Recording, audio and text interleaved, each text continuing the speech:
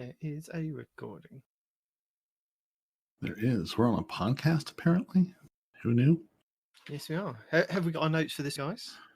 Of course not. I just ruffle paper to make fun of you when you're not here. Yeah.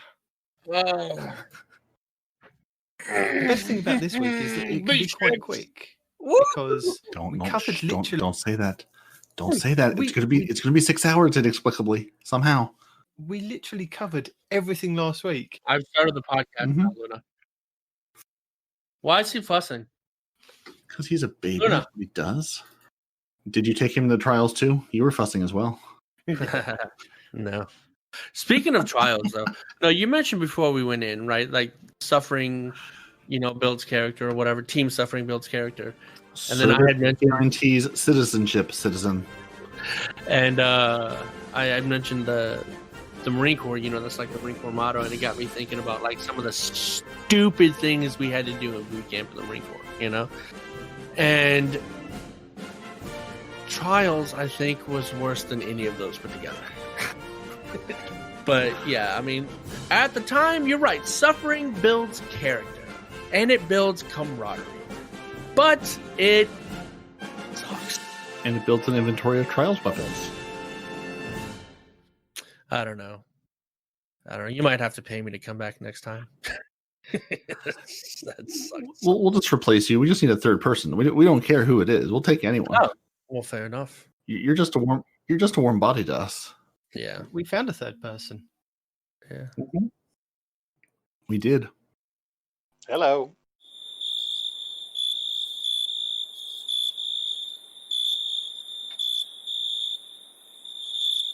I love how nobody acknowledged his hello. Hello. Awkward silence. I'm used to that. This is about as professional as it gets with us. We wanted to make sure you got the same reception that any other guest we've ever had on is.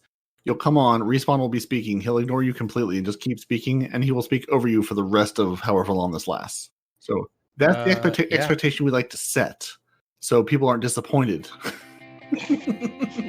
Hi guys, and welcome to Two Titans and a Hunter, a Destiny 2 podcast, a show where we discuss tips, tricks, and tools to help all Guardians succeed and enjoy playing the game even more. What makes us different? Well, for starters, we're not streamers or YouTubers. We just have a passion for Destiny and are dedicated to keeping Guardians informed and up to date with all the latest Destiny 2 info, news, and opinions. We do encourage your questions and feedback. You can contact us either by email at twotitansandahunter@hotmail.com or on Twitter at twotitans_hunter, and that's the number 2. Now, on with the show. What's the record heat in Britain? Anybody know? Oh, I don't know. Highest temperature in Britain ever recorded. Let's check it I out. think it's about 37 degrees, which is just a shade over 95. Record heat in Britain happened on the 25th of July, 2019 at 38.7 degrees Celsius, or exactly 100 degrees Fahrenheit, at the Cambridge Botanic Garden in England.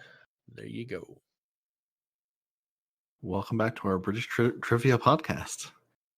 Right? Hottest weather ever recorded in the world. Ooh, this is interesting. Here we go. Where they're trying to play the World Cup. There you go. So, oh my God, California got up to 134 degrees once. There's that whole desert they have over there. So, oddly enough, the name of the place where it happened is Furnace Creek. Seems accurate. Right? Goodness gracious. That's incredible.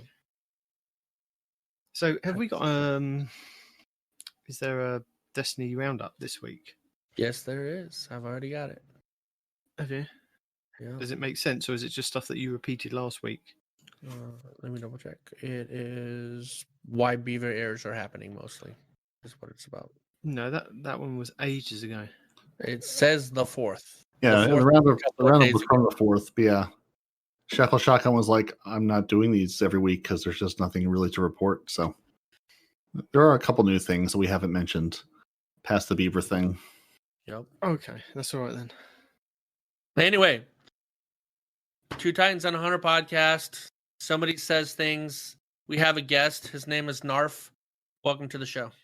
Where do we get Narf from? I thought the T was silent, right? Like Narf. No, Wait, no. in the brain. No. No, it's not Arf. So what is it then? I mean, but it is Arf. What? I love you, Parody. You said it's not Arf, so what is it then? It's obviously not a full one. No. We're not going to tell anybody what your name is. We're gonna just have them try to figure it out with the context that we're trying to have between us, right? So I said Narf, and the T is silent, and you said no, it's not Arf, and then Parody's like, well, then what is it? And then I said, but it is Arf. Okay. So people are going to be highly confused as to what your name actually is, and I love it. All right. Anyway, so like I said, podcast things. People are on the show. Same people as every week, except now we got a guy that's going to do things more efficiently than you. The British are coming. The British are coming. I never Now they're here. be efficient at anything that I do on this show. Never. You should be efficient. So don't come at me with more efficiently than you. If you find anywhere that I said I do things efficiently on this show, then Oh, we know that's not the case. yeah, exactly. So I suppose if I do an intro, at least I can cut that in somewhere. Sure can. I already gave you the intro. Yeah, but I don't like your intros. Your intros are rubbish. My intro. So welcome to the No Nonsense Two Titans and a Hunter Destiny 2 podcast. I am Night Demon, joined by Parody, Respawn, and the special lore guest, Not Arf. No, it's Narf. Hello. It's not Narf. Boy. So Not Arf. What class do you main? What is our branding for our podcast this week? Titan main. I'm a hunter. Liar. That's not what you said. I have mained a hunter since D1. No. I have mained a hunter since D1, and it's only recently I've been playing with a Titan. So basically, what Respawn does then? No. You won't catch me on a Titan. I haven't been on a Titan in like a year. Maybe not quite a year. No, that's a load of rubbish. You've been on Titan recently, at least in the last 2 months. You've been on Titan. You've been on Titan for the last like 90 minutes while we were getting stomped in the Crucible. You were on Titan for every last moment of that. You're lying, and people can look it up with all those things that show you the last time I played a Titan. Wormhaven. My hunter doesn't have a hood on her cape, so she looks like a Titan, but she's a hunter. This is Did you actually think that I was a hunter? When I was complaining about how invisibility doesn't work for me, you actually thought I was a Titan? Shall we get going? We should. I was just trying to make the joke that you were playing on a map that was on Titan the entire time, and that's okay. I see. Intellectual joke. Welcome back to Two Titans and Two Hunters, a show already in progress. But I do have a public service announcement. I do have a public service announcement. So Will it serve anyone in the public? I caught up to our podcast. Listen, yes, it will. I was catching up on our podcast, and I was listening to episode 80 on my way to the airport in where the hell was I at? Tennessee, I think. No, this was Detroit. So you listened to last week's episode, so you're all caught up. I got caught up. No, I got all caught up, and this is pertaining to last week's episode. All right, keep up or shut up. Now, what I'm saying is, I had about an hour and a half drive to get to the airport from where I was, and the podcast was fine. You know, everything was happening. I was laughing. You know, it was great. And then Demon started talking about all the different ways to get the armor in the Solstice of Heroes, right? Mm-hmm. And when I said I literally fell asleep while driving no less than 3 times, I am not kidding. So, public service announcement is this. If you are operating heavy machinery of any kind and Night Demon starts to talk, skip it or pause it or whatever, because you're putting your life in danger and the lives of those around you. So, Not Arf, as you are special guest for this week, would you like to tell the listeners all about yourself? Nope, don't do it. It's a trap. He's going to edit it and make you sound like an ass. No, I'm not. Yes, he At is. least I won't be singing. Only make you sound like an ass. I'm telling you. Hi, I'm Not Arf, Destiny 2 veteran, player hunter, and I like diving into the lore. And that's about it, really. Which is one of the main reasons why I asked you to come on, because I think everybody was getting a little bit tired of the half-assed kind of lore readings that Respawn was. I just didn't know how to do it, man. Oh, just excuses. So, Look, Not some Arf's a people- professional lore reader. Good. So he's going to give us some lore and get you Good. interested in the lore. I'm already interested. I just started reading it. So Not Arf, you played Destiny. You played Destiny 1 and 2, and you're Okay. into the lore. What kind of got you started in video games? What games or game consoles did you start off with? Nintendo. No, I actually started off on the Mega Drive. Mega Drive. Okay. Sega Master System and Mega Drive. Nice. That's, well, a little bit on the older side. But I actually came out of gaming for a long while. And it's not until my eldest wanted a 360 and wanted to play Halo online. So I thought, well, we got him the 360, and I thought I'd better keep an eye on him while he's online, and don't look back from there, really. What was the very first game you ever played?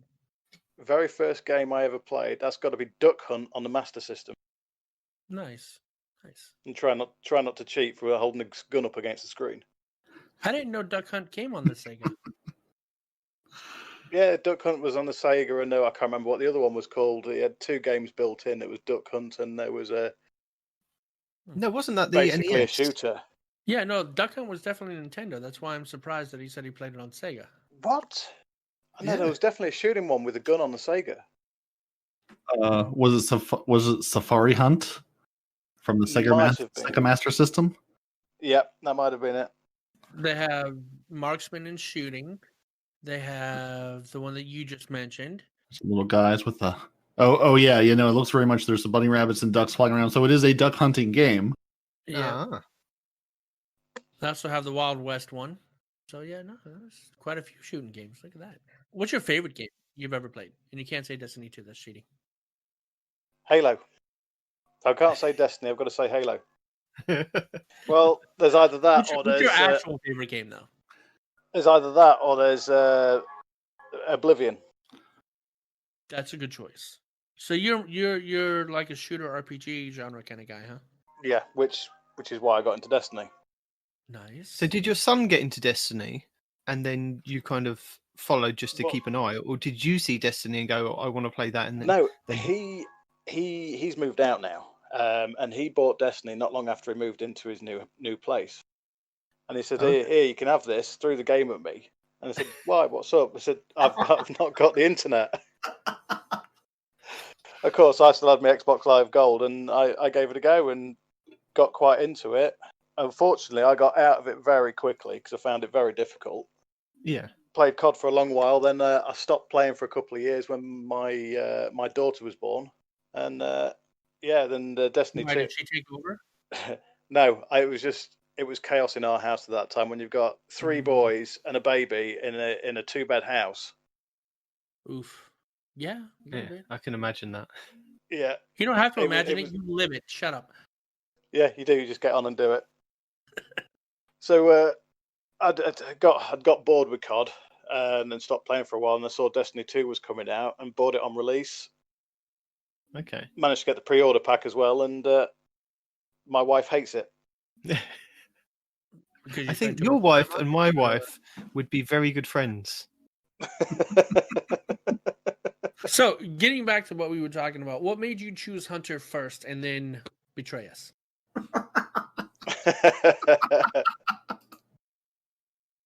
First question. That's my play style. It's my play style. I've always played longer range, either that, get in, get out, quick, die a lot. Gotcha. And you've betrayed us and gone over to Titans because why exactly?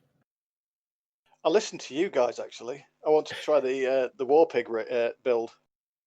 I had all the exotics to try it, and I had so much fun in Iron Banner that night.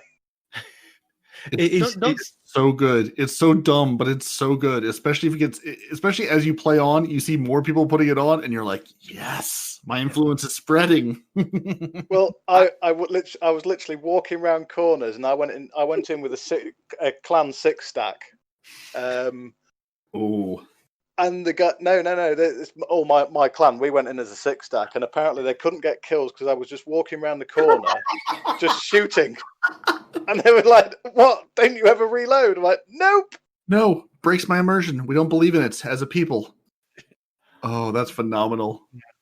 As still a hunter main, I can tell you that I've played that a few times. It is very appealing. I will not fault you for that. But that's no excuse to stay on a Titan. It's like that girlfriend that you don't talk about, right? You go, you have your fun, and then you Which one? you go home, right?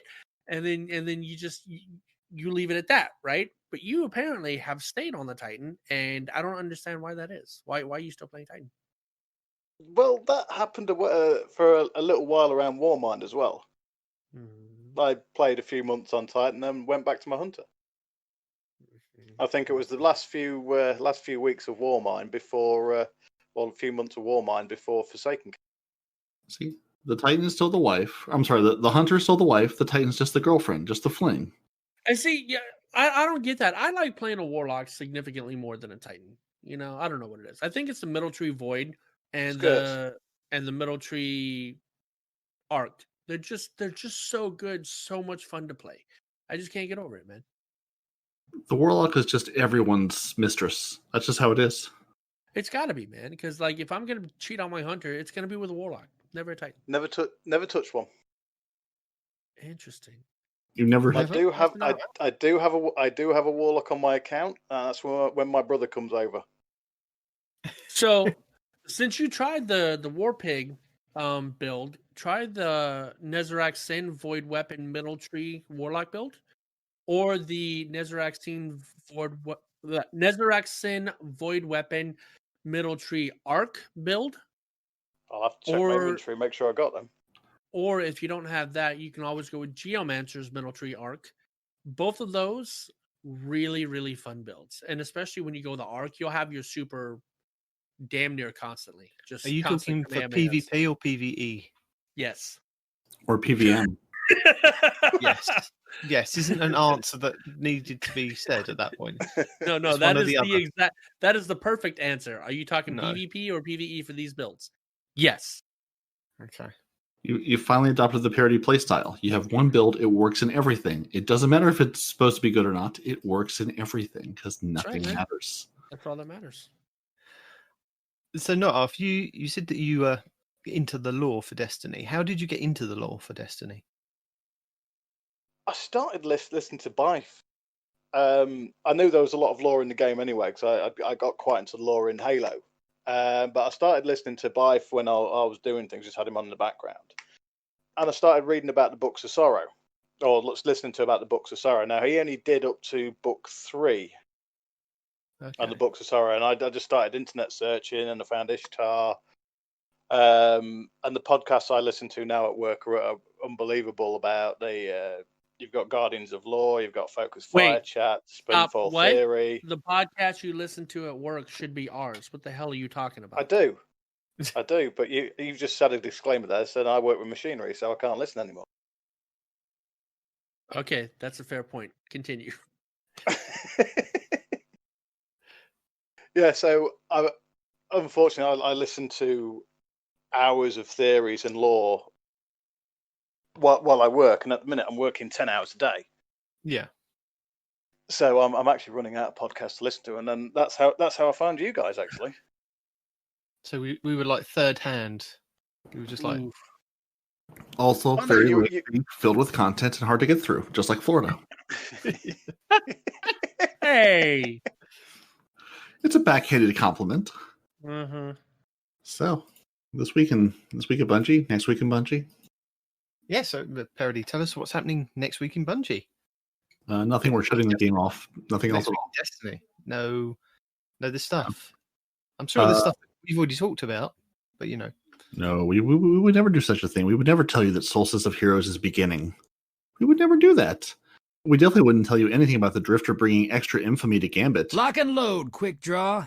Let's find out what's coming to kill you this time. So Blue Screen 42 should be absolutely delighted at that news. Dredgen Lord himself. It wouldn't matter to him, really. He's in there all the time anyway. So I know. Well, now he can get more infamy for it. You can stop knockers in the strange terrain Nightfall of the Ordeal. And our buddy Shax, who, wears masks all the time, never takes his mask off. He's very safe. He's bringing back momentum control and countdown to the Crucible, where you should throw more grenades. I don't know what you're doing listening to this podcast. You should be throwing grenades right now. So momentum control is the best one if you wanted to go and get your Randy's throwing knife scout rifle, or if you want to do mountaintop kills or grenade launcher kills for your mountaintop, isn't it? Momentum? No. Mayhem. No. No, it's momentum control, isn't Yeah, it? momentum control. And honestly, even if you're new to the game, or even if you're not much of a PvPer, momentum control is worth stepping into because it's how sort of you want the guns to feel, where you hit anybody with anything, any scout rifle or glancing blow, and they die. It's like if Mayhem were with guns. It's a very different feel and a very different game experience. So it's worth stepping into, even if you just I hate PvP. You can jump in there, play your 4 games, get your loot for the week, and jump out again. It's a lot of fun. Well, building onto what you're saying, for the newer players, it's also phenomenal for anything that you need gun kills for, especially catalysts. Yes. And pinnacle weapons, right? So anything that says you got to kill X number of guardians, this is a perfect game mode. There is no better game mode than this for killing guardians. Have we had a momentum control since the Wither Horde came out? No, we have not. I didn't think so. I was just going to say, dear everyone, I'm sorry. I just got my catalyst today. Yeah, next week's going to be fun. I don't know what you're all going on about. I'm going to be in the EAZ, floating. I'll and be killing. there. You do your EAZ. You do that. So you're not going to be playing Countdown, where one team's on offense and one's on defense, and one team's trying to plant a bomb while the other team tries to defend the bomb area? No, you're not doing that? No, I might do momentum control because I still haven't got my mountaintop. So if I can go in there and get a good amount of kills, then maybe. That gun is over. You don't need that. I know, but I want it for the collection. No, I need It's it for the also collection. extremely good for PvE. No, it's over. Truth still is the new hotness. No one cares about mountaintop anymore. Fair point. All right, so we have things to talk about after talking for an hour already and not having said much. Whew, excuse me. Yeah, but most of that's cut out. It's just going to be welcome and Not Arf talking for about 10 minutes, and then this is the bit where it all kicks in. You said that last week, and then the beginning of the episode is just you and me fighting with Parody snickering in the background. So I'm not sure how much I can believe you. I'm just here to facilitate. I'm just doing my job. And I'm going to facilitate this week at Bungie for the 6th of August, 2020, or February 294th, or who knows what date it is really. September. Yes, it's always September, the eternal September. So yeah, this week at Bungie, we're getting ready for the Solstice of Heroes. And Bungie's really trying to get us excited about their free summer event, the Solstice of Heroes, which starts next week on August 11th. And they're putting the Warlock in the front of all of these promotional clips. Because I think they want us all to play Warlocks, because apparently the Warlocks are missing? I don't know. But the European Aerial Zone is back, and it's full of Hive, Cabal, and Fallen and enemies for you to dispatch. And so yeah, kill as many as you can in your fire team, hunt chests, and go listen to episode 80 from last week if you want to hear all about it, because we've covered this, because we give you the parts of the game that aren't in the game. That's what we're here to do. We were ahead of the curve last week. We got all the information out there for the people so that they didn't have to worry about waiting till the last second to hear all the stuff. Just because you said it doesn't mean people got it, right? You probably killed half of our fan base that whole time, And somebody even somebody on the Guardian sent me a message saying that they could hear. Sorry, I was already talking. They sent me a message saying that they. My God, you actually got a sorry out of him. I got quite excited last week for the Solstice of Heroes, and then logged on. It's sort of like, Cyan Banner, it's next week. Yeah, that's what Perry did say at the end. He's like, "Oh, by the way, we're talking about like 2 weeks' time." There was nothing to really talk about last week, apart from rehashing everything. And yet, you still took an hour to say it. Jesus. No, not yet. Don't be proud of that fact. That's nothing to be proud of. But now we don't have to take an hour to say it this week. We can just talk about the new armor we're getting and all the things we've already discussed. I don't even know why we still even are trying to have a podcast. After last week, he put enough people to sleep to kill most of our fan base. I'll be surprised if we crack 100 downloads this week. I'm telling you. Oh, it'll be 100 downloads before the show even goes up. The people love us. They're thirsty for more. Yeah. Especially Parody's son. Night Demon's son. Parody doesn't have a son. Oh my God, Night Demon. Stuck my foot in my mouth. No. Anyway, I mean, that's a constant. But yeah, no. I've taken the panoramic school of thought on this. Mm-mm. So I know we covered it last week with the different sets, and just to make sure that everybody is clear that the magnificent set is the best one that you can get, the last tier of ones that you can unlock. So again, you have to complete a Nightfall Ordeal on the Master difficulty, not Grandmaster. Complete a Nightmare Hunt. Complete a Pit of Heresy. Complete a Tier 5 Altar of Sorrow 3 times. So this was something that we weren't 100% sure on last week. So it's 3 times you have to do that. So once you're in with the group, it should just kind of flow. There should be a lot of people there in, I'd say, about a week's time. Noises. Yeah, Respawn. it doesn't take long to get through. Is this to actually masterwork it, or just to get the master set? This is once you've got the master set, the majestic set. Magnificent. That's it. Magnificent, yeah. Yes, you start off with the majestic, and then you go on to the magnificent set, which is the final one.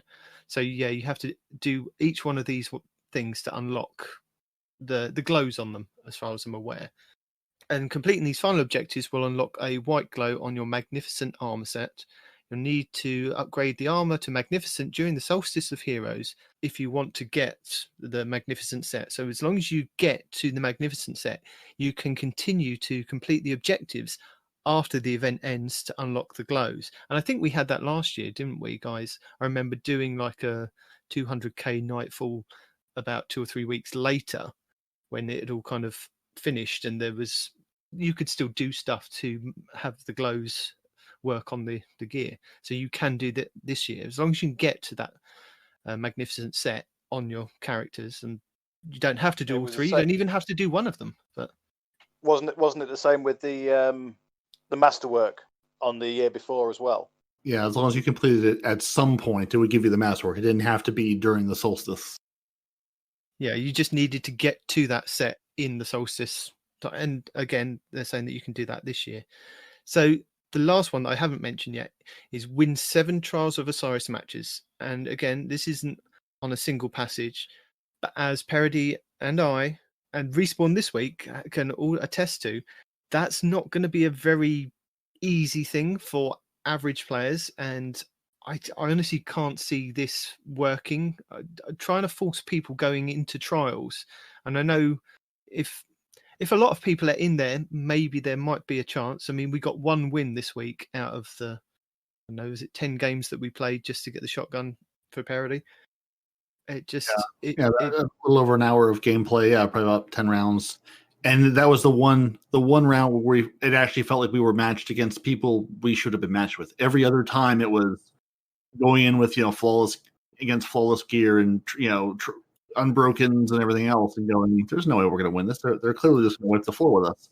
Nope. And they basically did every single time. So I appreciate they're trying to get people into trials, but if this is part of a plan to keep people in there to continue playing it, it's going to backfire. It's not going to work at all. People aren't going to stick around. It's a terrible experience if you don't go in with the thought of, I'm going to play this, I'm going to finish my bounty and play my 10 cards out, or 10 matches out or so, and get my tier, my 3-win reward and get out. That's all Trials is. Go in, get stomped for an hour or so, get the weapon of the week, and get out.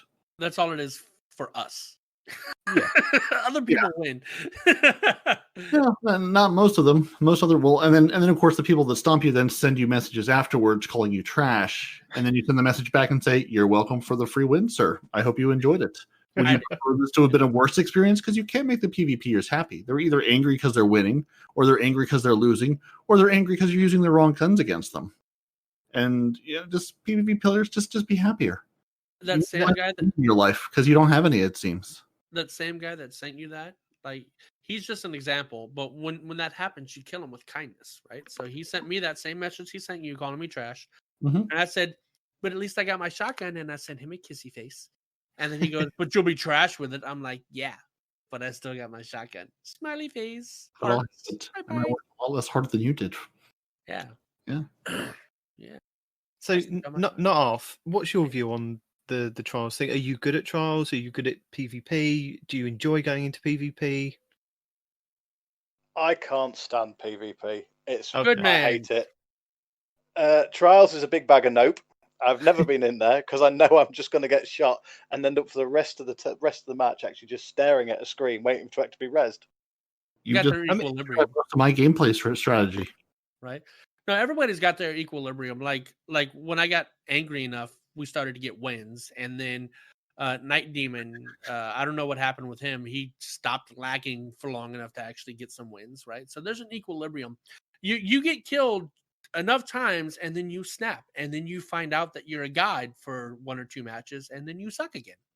So Yeah, there was a particular point where Respawn got very quiet. I want to say about 30 to 40 minutes in, where we've got him angry enough to hit that equilibrium of where he becomes a good trials player. And then again, it lasted for a short time and then went away. Because before I was not, carrying our team and that I was actually getting a kill or two yeah. per card. And I'm going, no, guys, I should not be at the top of any leaderboard. This is a problem. This is a bad thing. This should not be a thing that ever happens.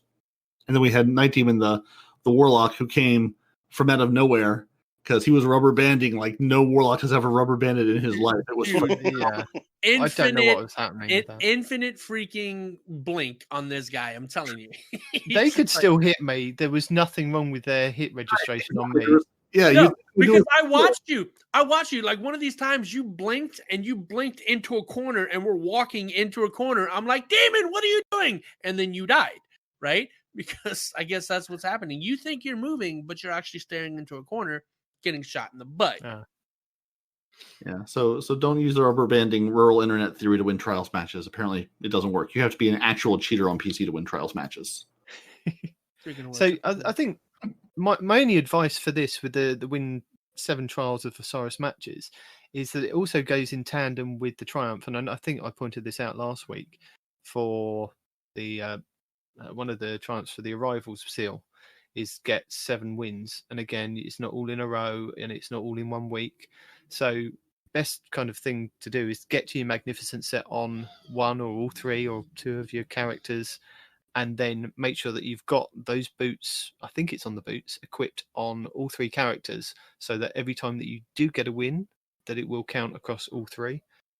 And hopefully you only have to place, you only have to win 7 matches. I'm not sure how many you have to play to get 7. I love how he like says us. only. So- Only? A lot. I think we have one now. When they say matches, are they talking about one single round of 5, or one of those in the round of 5? What is a match in this case? A match is you go in and you play, and you have to win 5 of the rounds to get a match. Okay, yeah. So I think in the last 2 weeks we have 2 of those, maybe. 1. Was it just the one this week? I couldn't remember if we won one last week or not. Yeah, so we've got 1 across 2 weeks. I think we won some rounds last week. We didn't win a match. We didn't win rounds. Yeah. Okay. Yeah. So we've won 1, which of course it won't be retroactive, so we'll have to go in and try to win 7, which is great. Yeah. But again, you can, as long as you get the set, you can always do that after the fact, after Solstice. And we've got until November the 10th, realistically, to go and play trials each week. Grab that weekly bounty to get the weapon or the armor piece that's available, and go and be cannon fodder for other trials players, and see if we can get at least 1 win, maybe each week or each weekend. What it sounds like is we need to get together with Guardian Hub and Guardian Downcast and everyone else, and we all need to pick a week to all go into trials, just to flood the pool with terrible PvP players to give us all the hope of actually winning a match at some point. Well, hopefully when the actual achievement starts, you'll actually get them in there, and you may be able to achieve it easier than you think. No, yeah. I think when it starts, you'll get all of the really, really sweaty tryhards, man. I think it's gonna get worse. But initially I had said that there's no way in hell I was gonna get this year because I don't want to do the grind from last year. But in the back of my mind, I'm thinking, I'll probably get it done just like passively or whatever, right? But as soon as I heard that 7 wins in trials was a requirement for anything, that right there was my nope, not worth it.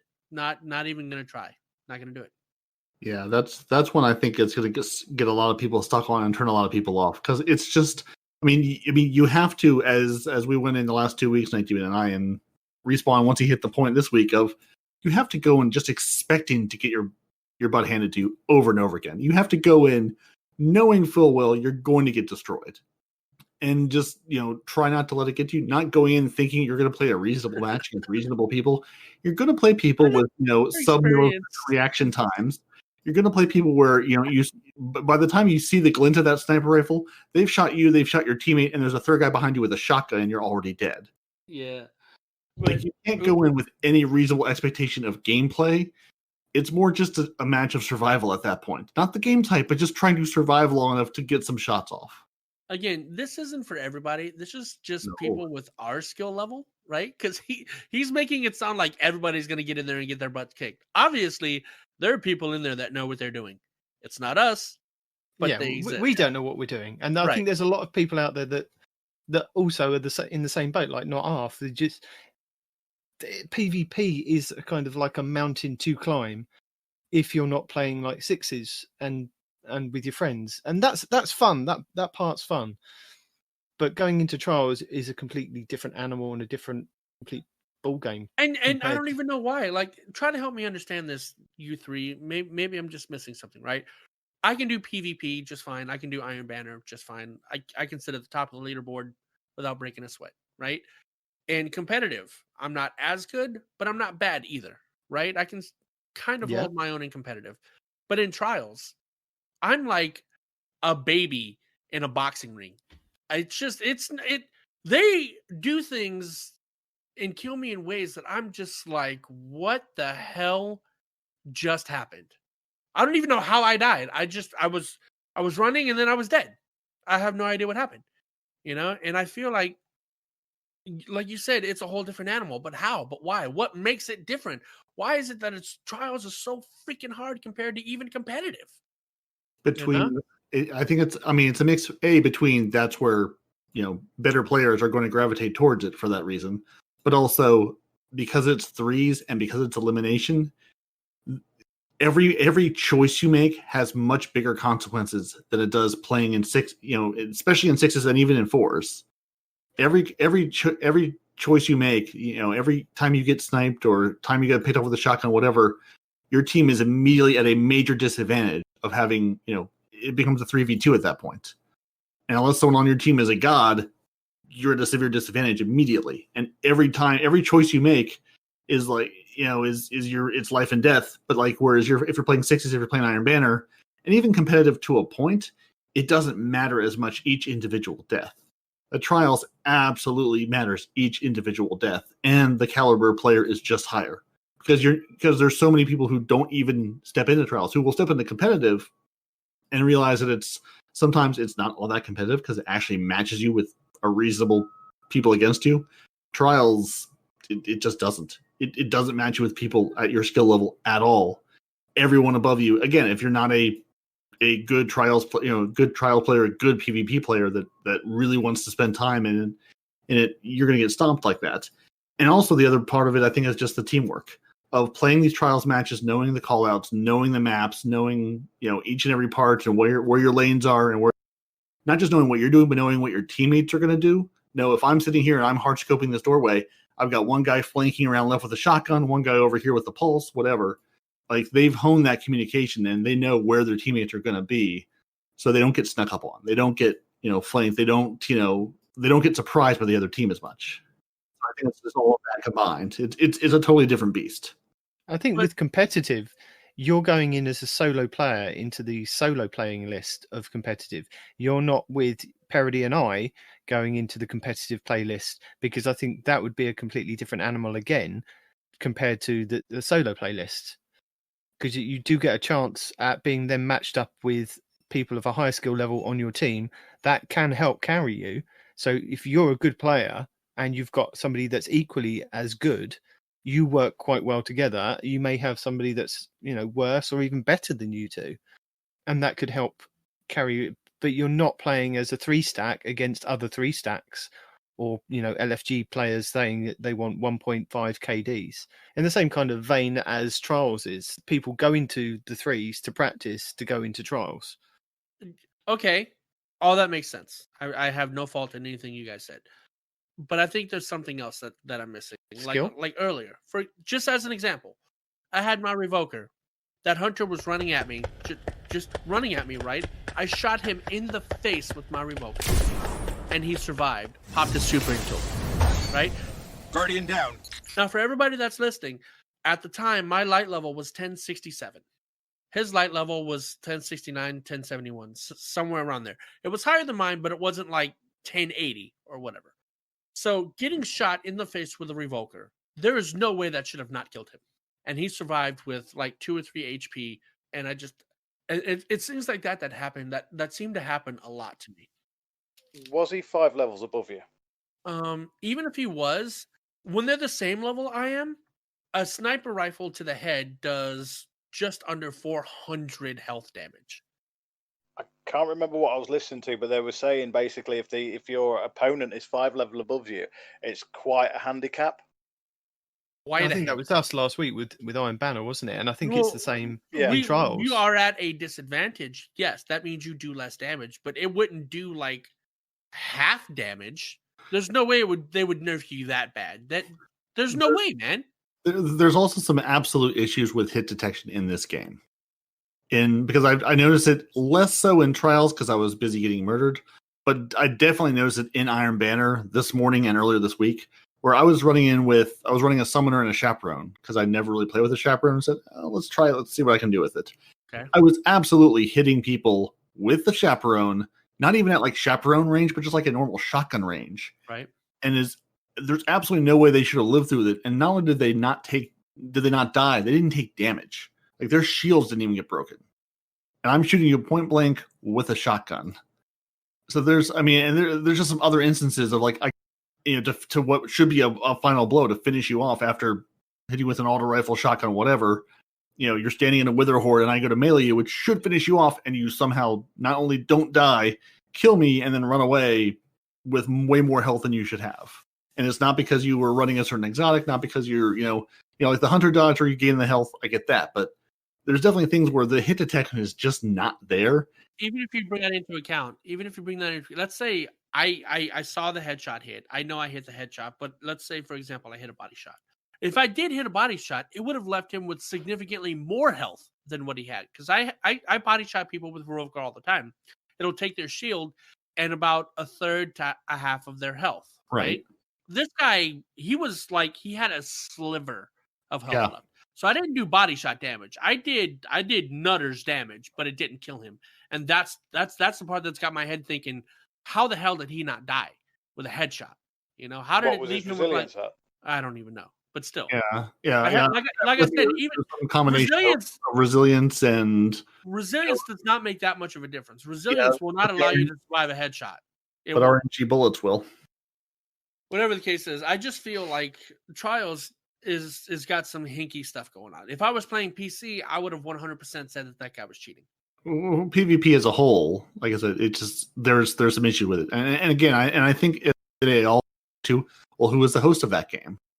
Did it give Night Demon the host? Did it give me the host? Are you the host? Or was one of them the host? Because it's all peer-to-peer servers. I hope which one of us is hosting that match?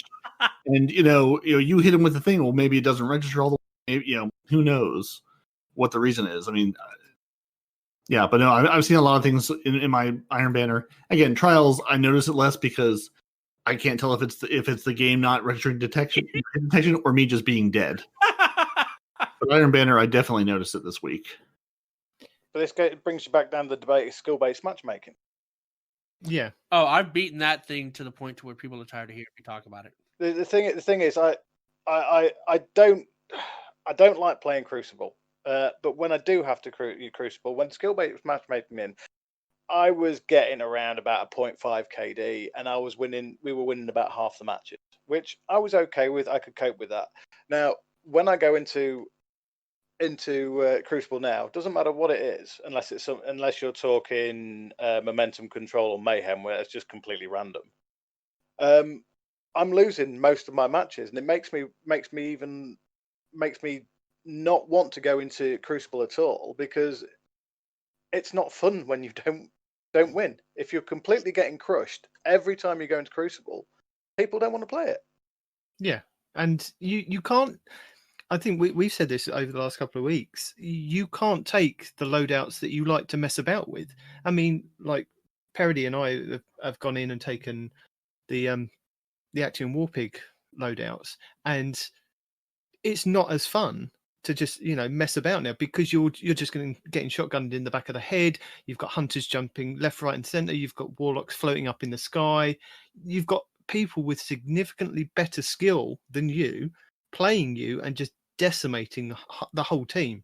And I get the fact that these other players, the higher skill players, want to play more often. They don't want to sit in a queue for 15 minutes. But then they were saying on the Massive Breakdown podcast this week that it's got to the point now with the connection-based matchmaking that we're slowly getting back to the kind of same situation we were with the skill base, whereas the player base is slowly dying off again, and you're getting less and less people in there. So the connections aren't being made as frequently as they were. So a lot of people are now having to wait the same amount of times that they were for the skill-based matchmaking.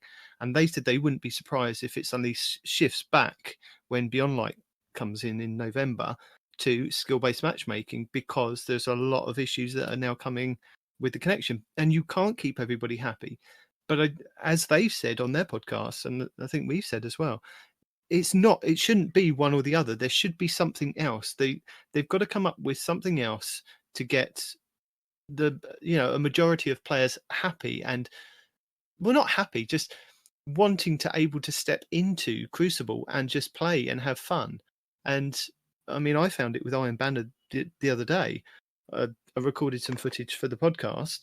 I played 3 matches in half an hour, and one of those matches we got mercied in 5 minutes. So the rest of the time was just sitting in queues waiting to go into an Iron Banner match. So I don't know, it's one of those things, isn't it, at the moment? Yeah, I mean, I think just like any good compromise, neither party should be completely happy. So I don't know what that happy medium is, but there should be a happy medium between completely skill or completely connection, where you're not waiting 15 minutes, but maybe you're waiting half of that, and there's an actual population in Crucible, because people will go into it that aren't at legend level and above. It's like I go into it because I enjoy it, because I don't have any expectations of it. Because if you go in with the expectations, especially at the higher level stuff, you're just to get super frustrated and never step foot into it again. And I know even before, like I would drag Panoramics or Blue Screen or other folks into Iron Banner or something and be like, hey, let's just run this, let's have a laugh. I was like, we'll play our 4 matches, you'll get your rotator bonus or whatever. And we'll get out of it. Then we'll go do a Grandmaster Nightfall or something else you all want to do. But now it's like I don't even want to bring other people who don't at least partially enjoy Crucible into it, because it is such a bad experience. It's like you're playing a game. I don't want to make you I want to make you suffer in the way of Pan, Blue Screen, and I. Blue Screen brought us into the dungeon, and Pan and I had never set foot into the new Prophecy dungeon at all, and he had a boss checkpoint. And it was like, oh, we're the final boss. Okay, so he explained the mechanic to us. We got the mechanic down, and spent probably 2 hours sort of hitting our head against it, because we were both sort of under leveled a little bit, and again, hadn't really ever set foot in it before. That's the kind of frustration. You're having a laugh, you're having a good time. Yeah, we didn't end up beating it, but we had a good time just sort of hitting our head against it and getting close and having fun with it. And there's just none of that in Crucible. There's absolutely none of that in Trials. There is no let's just go have a laugh, even just. We're going to lose every match, but let's sort of have fun doing it. And even if you can't go with that mentality, like they were doing to you, man, like we're just there to win some matches, or to play some matches to get our shotgun, right? But they kept teabagging you and freaking Night Demon that whole time, man. I don't know why I didn't get any teabags. Maybe I didn't deserve any. But You're sure they respect their own. oh Yeah. I was 100. but they kept teabagging you guys and dancing on your corpses and shooting your corpses and this and that and the other. And even when you're trying to have a good time, there's something innate in a gamer that we're born with that we can't explain. That when somebody, even if we're having a good time, somebody does that to us, it just tilts us. Whether you get angry or upset or sad or whatever, it does change your mood, and I can't help it. I don't know if you guys can, but it's just so bad. I know the YouTubers and streamers were saying, oh, you're not going to be facing MTash, you're not going to be facing Cami Cakes, you're not going to be facing the top 1%. Very rarely, you 1 in a billion that you'll actually face them. It's not facing those guys. It's facing the guys that are like 2 or 3, 4, 5 levels above you that are just decimating you. That kind of crushes your dreams of even trying to get better. It's so much better. You're not going to get killed by the 1%. You're going to get killed by the 10% that are 300% better than you are. Right. Yeah. It doesn't matter if you never see the top 1. I'm seeing the top 20, the top 30. Yeah. That, there should be, a big enough community of people stepping in, especially, and I'm hoping again, I always hope that when there's one of these big community, go win these matches, there'll be a couple more people. It's like I got one message from it's Pandas, PNDZ, being like, good game. I really hate this game mode. It's like, he was just, and that was the one game that actually felt like, I think that was the one we actually won because it was close. We actually matched people, at our skill level. It was actually felt like it wasn't close. We beat them 5-1. Was it? Well, but still, it was close in that we actually had a match against them. Like, it wasn't just, we didn't stomp them completely. They didn't stomp us completely. Yeah, absolutely. But it's like, there has to be more of those people there. Why are we not seeing? And again, we're not on, I can almost understand, okay, you got 1 win. Okay, maybe put you in a slightly higher bracket.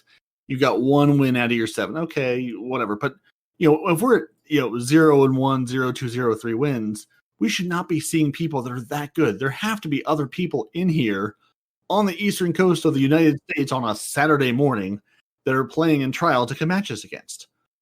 Obviously not. It was like every single time except for I think 2 of the 10 or 12 matches we played, it was all people in trials gear, full trials armor and trials this. It's like, okay, why?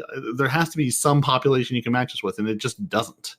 Yeah, it was a completely different beast to the first week that we played Trials when it initially launched, and we all went in there and we actually had fun. We won, I think it was 4 games. I don't think we got to the 5th one, but it was actually, there was a lot more players in there. There was a lot more variation with the weapons and a lot more variation with the loadouts. Now it has to be, you have to run this, this, and this, or this, this, and this, or this, this, and this, or you can't compete. And I know Trials, is kind of the top elite thing. And a Trials report from last week said for the week 21 recap, over 230k players participated. This was the most since April, week 6. The Summoner, the auto rifle being up for grabs, was more likely the cause for it. It became the number 1 weapon with 13.4% of the kills. That's the highest percent for a weapon since Fellwinter's life. First week 11, and 15.2%. So yeah. While we're on the subject, I just want to point out, guys, that for all of our listeners, I am not complaining about the difficulty of Trials, right? I am still very much on the side of if you're not good enough to be there, you shouldn't be there, right?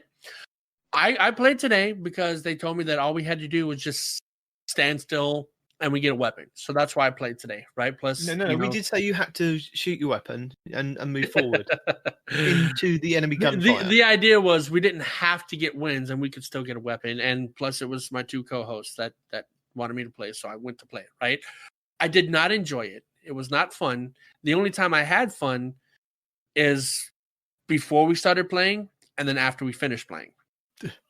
And so I'm still very much the advocate. If you're not good enough to be there, you don't belong there, right? I'm not complaining about it. I'm just saying that the experience was bad.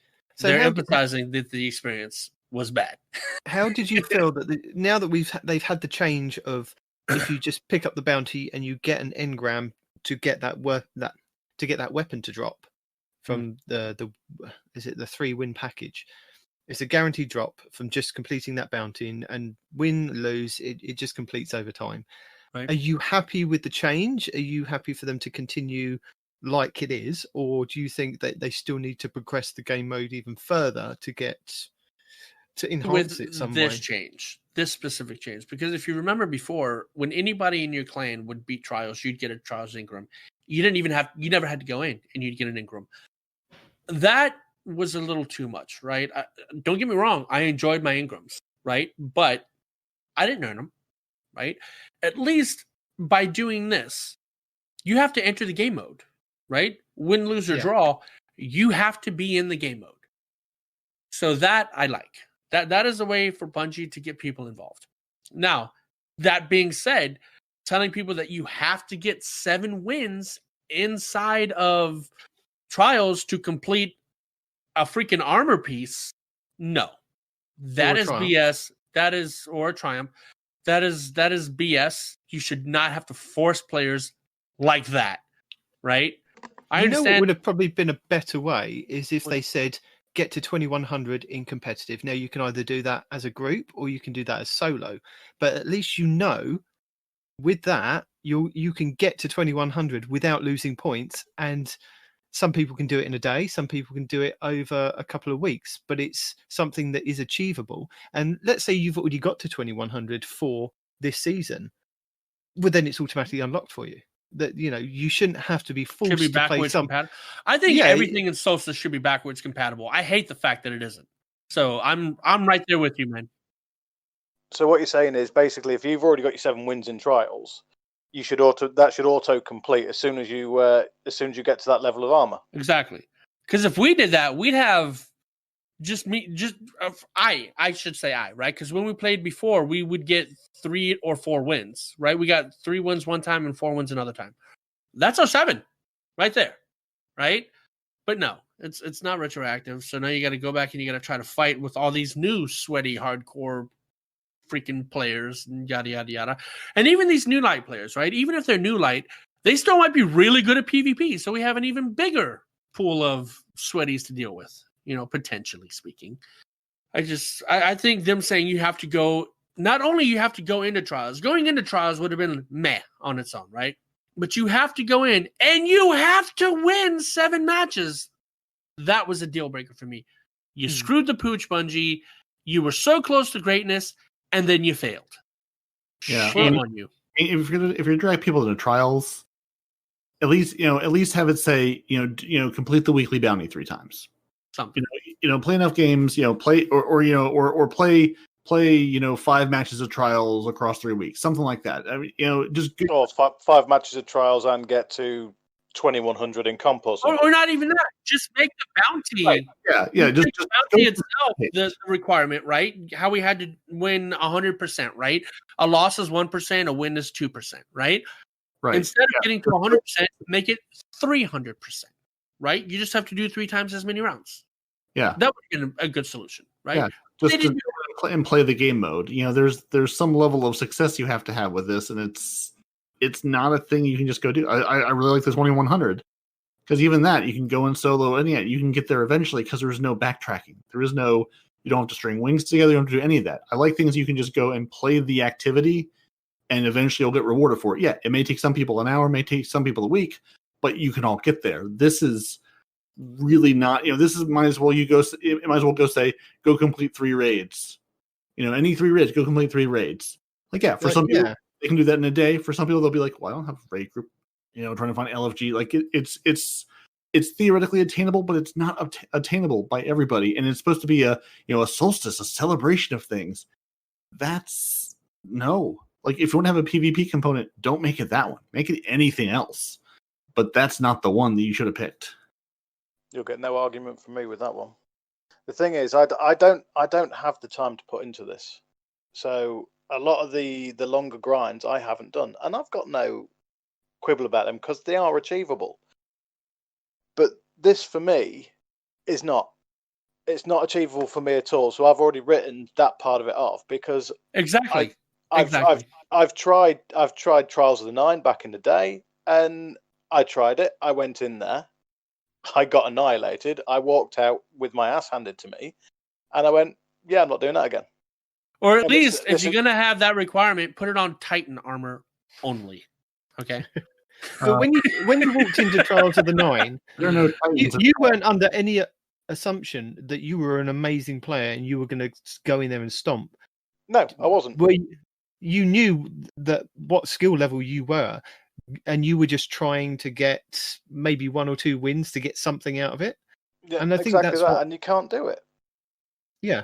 And I think that's what I don't get with some of the top tier players going, now we've gone to connection based matchmaking. A lot of the lower skill players and the medium skill players are now realizing they're not as good as they were. We knew when we first walked into Trials that first week, there was no way we were going to. We didn't even think that we'd even get 3 wins. To But get we 3 were laughing. wins We were that having first fun. week, I got angry, but we were under no assumption of our skill level. It was getting Like angry. like this week and last week, we were under no assumption that we were going to actually win any rounds at all. We knew that we were going to get our ass handed to us each and every single time. And if we did win, it was only because we were actually got lucky and matched up against people of our own skill level, and we were able to beat those people at that time. We did something right in the moment to actually beat them. Most of the time, they beat us in the moment. But I don't get this whole saying of this connection based matchmaking is or the skill based matchmaking was giving you a false sense of your skill level. It wasn't for me. I knew what skill level I was in, and I knew when a good team came up or a good player came up and they still kicked my ass, I tried to emulate and try and outplay them in that specific match. But then with the amount of changes with the connection base and just getting your ass handed to you over and over again, I'm not feeling confident enough to go into even like Crucible at the moment and just try and get better. I mean, I'm going into Iron Banner to do the. Well, that doesn't help us at all because we do really well in Iron Banner and Crucible, right? And for some reason, that skill does not translate to Trials in any way, shape, or form. Because it is a different animal. It's a completely different animal. Going in 3s, you can't take, like we tried last week. You can't take the sweet business in with the actual war rig. You just get annihilated. The sniper across the other side of the map just spots you winding up, and that's it. Boop, that's it. You're gone. Yep. Yeah, the time you have to go in with a hand cannon or a sniper or a shotgun if it's a map you can get close on, and those are really your only options. I mean, yes, I know Summoner is there for numbers, but it's it's not a fun thing. It's not an enjoyable experience. And I know. I was listening to Mercules on the Massive Breakdown, and he's like, a lot of the he were talking about like the issues with the glory system and people getting bitter, and he's like, sort of what we've been saying. People don't really know how good or bad they are. They don't have a good idea of, okay, I may be a good player in this particular instance, but there's nothing that sort of tells me overall like how good a player I am. So some people have gone and been like, oh yeah, I've been doing well at comp, I've been doing well in Iron Banner. Let's go into Trials, do this, and it's just you're in. You've gone from a middle school team in a rural area with 6 guys to pro level gaming. All of a sudden, you're like, whoa, this is not the same thing at all. Not. And the only good thing to come out of connection based matchmaking is the fact that now normal people like me realize how bad we really are, right? Because skill based matchmaking, you're not that bad. You're not that bad. It's the fact that you're being matched up against people that are way above your skill level. You are a good player in players that are around your skill level, and when you do match players that are around your skill level, you can hold your own. It's when the others, the top players start coming in that you then start testing how good you are. And that was true when we had skill-based matchmaking, because there were people coming in that were a lot higher, and there was a fight. There was a good backwards and forwards with those fights. But now it's different. Oh, you're good. Here, let me bump you up a bracket. Oh, you're still good. Let me bump you up another bracket. Oh, yeah, that's what I thought. Sit down. Yeah. But we got some feedback on YouTube, didn't we, Parody, from one of our listeners about like PvP and this matchmaking stuff. Oh yeah, that one. Yeah. Yeah, let's see. Is this the one that was Sweaty Spooks. Spooks, wasn't it? Yeah, Yeah, Sweaty Sweaty Spooks. Spooks. Yeah, on episode 76, the chaperone at breakneck misfit malfeasance. So Colby Bridges, aka Sweaty Spooks on Xbox, says, "Let me first start off with I'm not a streamer, passionate about Destiny 2, and finally found some content shedding light or at least sharing a similar interest on issues that are relevant to me as an average player. And I can't thank you enough for the content you guys are putting together. I first found you guys through Spotify podcast. Thank you, Spotify. What up? And began to listen for some desperate insight of how I could stop getting stomped in every single time I entered PvP. And it was refreshing. It was very refreshing to hear other folks discussing the same topics I discuss with my clan, and to know that we're not alone. I have shared you guys with the clan. Thank you, sir. In hopes to bump up your views and followers. From this moment forward, I have subscribed and I will be diligently following. I'll say I've not yet purchased the pre-order due to having my confidence crushed, but I went from getting Recluse, Revoker, and Luna's Howl all in the same season to not playing PvP at all because of the current issues. Thank you for your content, and I hope to get back into PvP, and you gave me some hope." Thank you, Spooks. And yeah, also props on getting your Lunas. That's amazing. That's a grind. I stepped away from it and said, no, not going to do it. I told you, getting Lunas isn't that hard. Getting the mountaintop, that is a hard quest. Lunas isn't so bad. It's just tedious. It's just a lot of something. I think the thing is, if you feel that strongly about the PvP situation at the moment, and it's like what people say, you vote with your money. If you don't go into PvP, Bungie will see those numbers and they will ask questions of why is this happening? What are the issues? And hopefully that will give them some kind of inkling. But I've played Iron Banner this week and I'm doing it for the bounties. Right. But I may play a bit more PvP further on down the line as I get towards the end of the season. But I'm not as passionate as I was to go into PvP and enjoy it as much. So I'm voting with my money, or putting my PvP to one side at the moment. But I would say pre-order, because there's going to be a lot of PvE stuff to do. There's going to be a lot of changes, and it's going to be really enjoyable. You know, no matter what happens in Destiny, is that it's an ever-evolving game, and there's always something to do. There's always something that's enjoyable to do in the game. So when PvP becomes something that you don't want to do anymore, there's getting into raids. There's like Not Arf, looking into the lore and exploring the lore. You can pull up the lore tabs on the weapons, the armor, or breaking the maps. You know, there's other things to do. Yeah, the PVM stuff. There's loads of stuff to do in the game. And if you're just a casual player like us, and you're not a streamer, not ploughing 10,000 hours into it and then getting bored and going off and playing, is it Shishimi or whatever they're playing at the moment? I don't know. Ghost of Tsushima. That's it. Something on the PlayStation anyway. You know, there's always something to do and always something to try and get. Like I said with my mountaintop, I haven't got that yet. I may try momentum control next week just to see if I can get a few more kills towards that, see how it goes. And again, that's having to step into PvP. But then I'm also trying to get other stuff that's has eluded me, or that I haven't bothered to get, like some of the ghosts from Shadowkeep with Eris, picking up those ghost things on the moon. I haven't done that yet.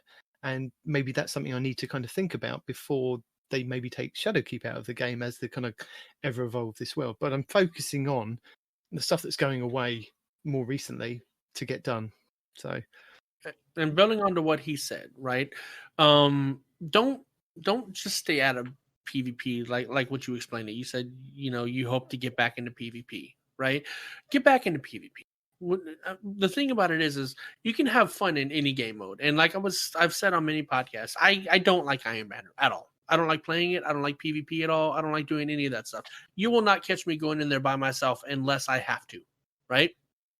But when Damon or Parody or Blue Screen or whomever invites me to go play with them, I'll go play with them. I'll go do something I hate because the people I'm doing with make the experience either doable or even enjoyable, right? So even if you don't like it's fun to fail together. Yeah, I mean, just make it a game, you know. Make it a game. No, just who can die the quickest. don't put your heart into the game itself. Just appreciate the people that you're playing with, and even things as painful as Trials. won't be so bad if you have somebody else that's suffering with you, you know? So that's all I can really say about it. Don't stay out of PvP just for the sake of staying out of PvP. If your friends want to play, go play with your friends. Go have fun with your friends. This is about having fun with your friends, not necessarily the content that you do. And collecting all the loot, getting all the loots, doing all the objectives and getting the loots. Yeah. And also you Gotta didn't say what console that you were on or anything like that. If you're on any of our consoles, On you know, the come Xbox. hang out with us. We'll First- tell you what it's really like to be painful in PvP. All It's right. on Xbox. You don't listen. So you never listen. You never listen on the Oh, my podcast. You don't Xbox listen name. There it is. I see. after. Okay. Well, I see that you're on Xbox, so come hang out with us and PvP or PvE with us, and we'll show you how bad it can really be. And if anybody was confused at the moment with Iron Banner, the tooltip, as pointed out by Anthony or the Dapper Van on Twitter, he's asked DMG and Cosmo, is this tooltip correct? Does the Iron Banner still prefer similar skill? Just wondering, thanks, because at the moment it still says skill-based matchmaking. Cosmo's replied with, no, the tooltip is still wrong. I'll let the team know, thanks. So if you were wondering that, as we were wondering last Iron Banner, they still haven't bothered to change it. So it'll be changed maybe never. Take a drink. Blame Telesto. You can't blame it, or the game entirely breaks because Telesto. So we went completely off tangent. The idea of trials and PvP came up again, and it was like, that's it. We've just got to dive in and go for it. No, we just did trials. It's still fresh to us. That's why. Yeah, it was still burnt into the back of my mind. It's like pain, suffering. So Eververse has some pretty cool stuff during Solstice of Heroes. Actually, I am in love with the ship and that I don't even know how to describe that sparrow. It's just it's so good. No, I was trying to think of a way to describe the shape of it, but it has no description. It just is. Now, and the it's ship, so nice. ship for reference, looks like it could be Anakin's TIE Fighter cross X-Wing from Revenge of the Sith. That's that kind of layout with the two wings on the side and the pointy bit at the front. So if you've got a good shader on it, you may be able to get it to look very similar. Whatever. Point is the ship and at least one of the sparrows look really good from Eververse. So Which the Jotun sparrow or the sleek skinny sparrow, the Florida definitely sparrow. The sleek skinny one. Yeah, that one I'm in love with. It just looks so good. I'm more excited about having hats. I want the Indiana Jones hat on my ghost. And guess what? That ghost, its main perk is Treasure Hunter. Of course it is. Okay, this may be the first time Bungie has actually done something that was visually and perk correctly and like associated in this entire game in the last 4 years. Because I thought for sure you were going to tell me it has some perk, like whatever the ghost version of Firmly Planted is on it. So well done, bud. Well done for actually. No, if the name of it is called the Indiana Ghost Shell, I'm spending money to get that. I'm telling you. Or just Jonesy. Just call it Jonesy. Or just Jonesy. Yeah. Any kind of name relation to it, and you got me, Bungie. I don't think it's called Jonesy though. Can Will they be allowed to do that with the copyright though? Yeah, just say. Jonesy's just a name, homie. You can't copyright a name. Yep, similar but legally different from Indiana Jones. So if you go back to listening to what we had with the objectives to unlock the armor, so completing the final objectives on the Magnificent set will unlock a white glow on all your armor pieces, and that includes the 7 wins and trials. So you need to upgrade your armor to the Magnificent set during Solstice of Heroes, but can continue to complete the objectives to obtain the glows after the event ends. And you can also then go on to purchase the other 3 elements from Eververse, and that is Void, Solar, and Arc. They also have another element, which is the Stasis element, which is a darker blue. It's a bonus one, so I'm not sure if you have to purchase that, or if you've purchased all 3 of the other ones, you get it at a reduced price. Maybe not. It's probably the same price for everything. And the price in the database at the moment is, for Bright Dust, it's 6,000, and Silver, it's 1,500. So that's for 1 glow. And say if you purchase Void, you'll unlock that across all 3 of your characters. If you have 3 characters or 2 characters, or 1 character. So each glow costs 6,000 bright dust, 1,500 silver. So that's a lot of money if you haven't saved up your bright dust. Or a lot of grinding. Yeah. I think I can afford one set at the moment. Yeah, I think I'm sitting at about 6 or 7,000 bright dust just because I've spent nothing in weeks. Because nothing is good enough. So, as a bonus, all of the elements are going to be universal ornaments that support the fourth glow for players who equip the Stasis subclass when Beyond Light is released in the fall. And they said that their goals for the Solstice of Heroes armor was to improve on the experience and earning from previous years. There aren't any major updates for the armor, so once you've earned the Majestic set, it'll be relevant up until next year's event. So again, like the rest of the armor that we're all collecting now, it's good for the next year. The elemental glows being made into universal ornaments will ensure that you can use them on any of your high stat armor going forward. So glows can be toggled on and off for universal ornaments, and that's why this year's glows are always on, and they are built into the universal ornaments. The white glow on the legendary magnificent sets are also always on once you've completed the challenge for the corresponding pieces. Both the white glows and the elemental glows will increase their intensity depending on how much super energy you have at the time. So that's something they changed from last year, because it was whatever you had your subclass equipped, it would glow stronger. So if you were running like a solar subclass but I had the void one on, it'd be you'd still see a glow, but it would be a very dull glow. You had to have the matching element, but now it's as your supercharges up.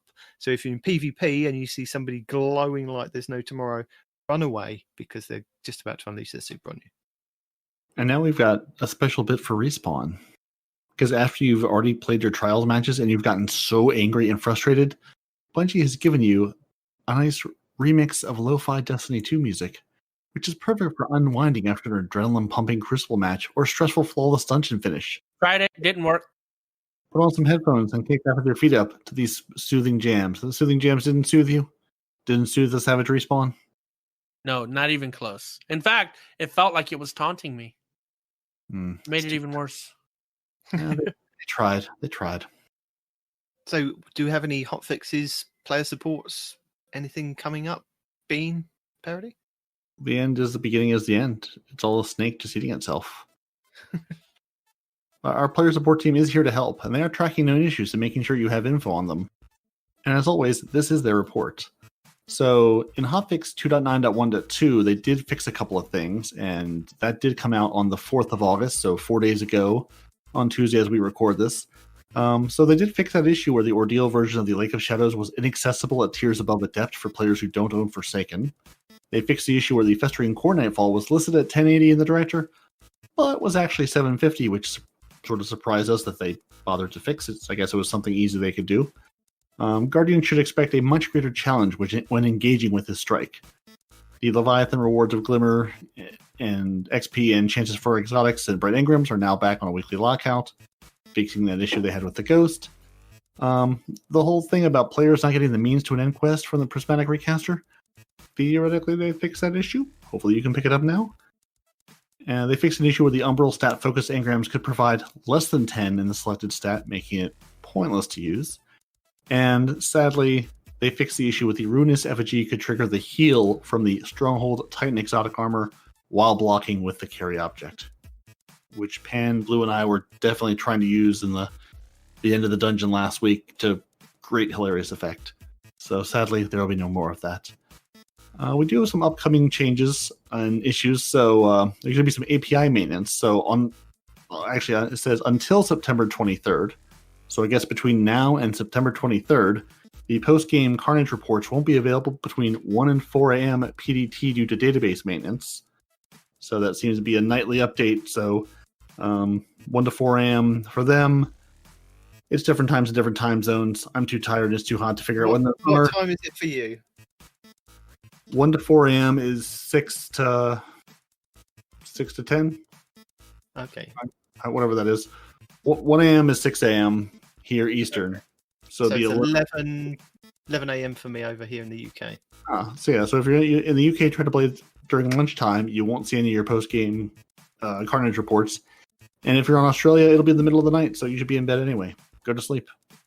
So what you're telling me is I won't be able to see how many times I died in Crucible. So they're taking that away.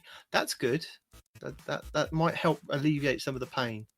No, so you'll still see it in game because this is an API mainly. So you'll see in the game how badly you've done, but you won't be able to pull up in an app or use it, Destiny Tracker or anything to see what's going on. So you can still see in the moment, just not remotely. So your friends can't look up and laugh at you. That's all. So play Trials at that point because the API would be down. Yeah, exactly. No one will know. So they have a couple of resolved issues where Respawn over there on Steam, where he was getting his name censored, as well as other players having their names censored randomly. My name has never been censored. You never censor my name. Ever. Well, apparently Steam was censoring some people, and now it's stopped doing that. For players who can't use the chat while playing on PC, they can fix this issue by opting out of participating in the Steam client beta. So if you're trying to use the beta, looking at Unite Demon, you can't talk to people in Steam. So use the beta or talk to people. Up to you, but not both. There are a couple more known issues where the corrupted Nightfall, the ordeal, has inconsistent respawn locations, causing players to spawn out of bounds. I'm just going to call this the froggy bug. It's a PvP activity, and now it's PvM, because it's player versus map. They're going to spawn you outside the map, and I assume it kills you at that point, but I guess we'll find out. When holding a sword, the ability to regen a melee won't work for any class, so no punching with swords. Can't be done. And some players are reporting they still can't claim their means to an end quest or don't receive the pinnacle engram for completing the quest. So, just don't do it. There's no reason to. It's silly. Just say no. And for a full list of issues, we'll link the known issues article in the show notes. You know where to find it by now, and if not, there's a link. Click it. You can see all the things that are broken. And as usual, if you are seeing bugs in the game, report them to Bungie. If you've got a clip, send them the clip of you sniping the guy in the head and the guy not dying so Bungie can look into it as a bug. And that is our report for the week. So no new news of any new hot fixes coming inbound, but there are going to be some. Oh, okay. So Respawn. It's that time of the week for the Respawn's report roundup.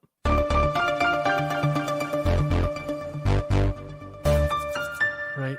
Cosmo has stated that they have passed along feedback, take a drink around separating ghost shells from their perks before. They'll continue to let the team know, take another drink. This is something the community wants to see. Reddit link. 2 drinks in 1 sentence. They are getting impressive. They'll have news for PC Game Pass members later in 2021. Further Game Pass info or Xbox can be found here. Those are 2 Reddit links. DMG has said feedback about the Kill 150 Fallen Bounty has been passed along. Take a drink. Reddit link. Guided games helping hand emblems for Leviathan raids and its raid layers are no longer available. Reddit link. On emblem tracking accolades for difficult feats such as solos. Here we go. A little bit of inside baseball. From what I understand, we have a limited amount of things that we can display in-game via emblem trackers. Team has to prioritize which stats are worth tracking for the largest amount of players while also leaving space for high-skill feats. Next. We have started creating alternate rewards for specific achievements, in quotes, like the solo flawless rewards for the recent dungeon. While I don't know if rewards like this can be made for every in-game activity, it is pretty cool to see players showing off these rewards. That being said, for many things that can't make it into the game, based on time, workspace, etc., the entire community of third-party app developers are finding really fun ways to display these sorts of things. Really happy to see Raid Report adding these badges. Twitter link. The team is definitely working on improvements to Destiny 2, which should combat cheating. We've seen this every week. Still have yet to see anything happen. Twitter link. They'll definitely have info sometime over summer on how Gambit is changing. Probably won't be in the near future, but definitely before Beyond Light. Until then, hold tight and make those modes. Twitter link. All right. And we've already discussed why beavers is a thing. That is it. Also, y'all have heard me mention Hush a couple of times, to which the replies are, huh? Who's that? This week's movie of the week, it's called Emergence on the Bungie website. That's G1, the team that Hush is a part of, and you get to finally see who Hush is and why I watch his channel. So, We know who Hush is. We just well, you know what? Forget you then. Either way, it's still a really good movie of the week. okay. Well, thank you very much for that. And now we come to our feature of the week. I'm not going to put too much pressure on this young man. Oh, I'm But putting we all are. the pressure. I haven't been We're called putting a all young the man pressure for a on long him. time. So much pressure. This is your moment. If you fail, you'll never be allowed back in the room again. So many things Are I we could say are about we holding judging back. failure? First of all, we're judging failure by my opinion, as all good things should be judged. Okay. Very good. Yeah, maybe we'll go with that. Yeah, because he is the man that is replacing you as the Lawmeister on this podcast. We'll go with your logic on this, shall we? Right. Yeah. With the hunter and the lore hunter. So this week, Respawn story time has turning into Narf story time. No, it's not. So- No, it's called Not Arf Law.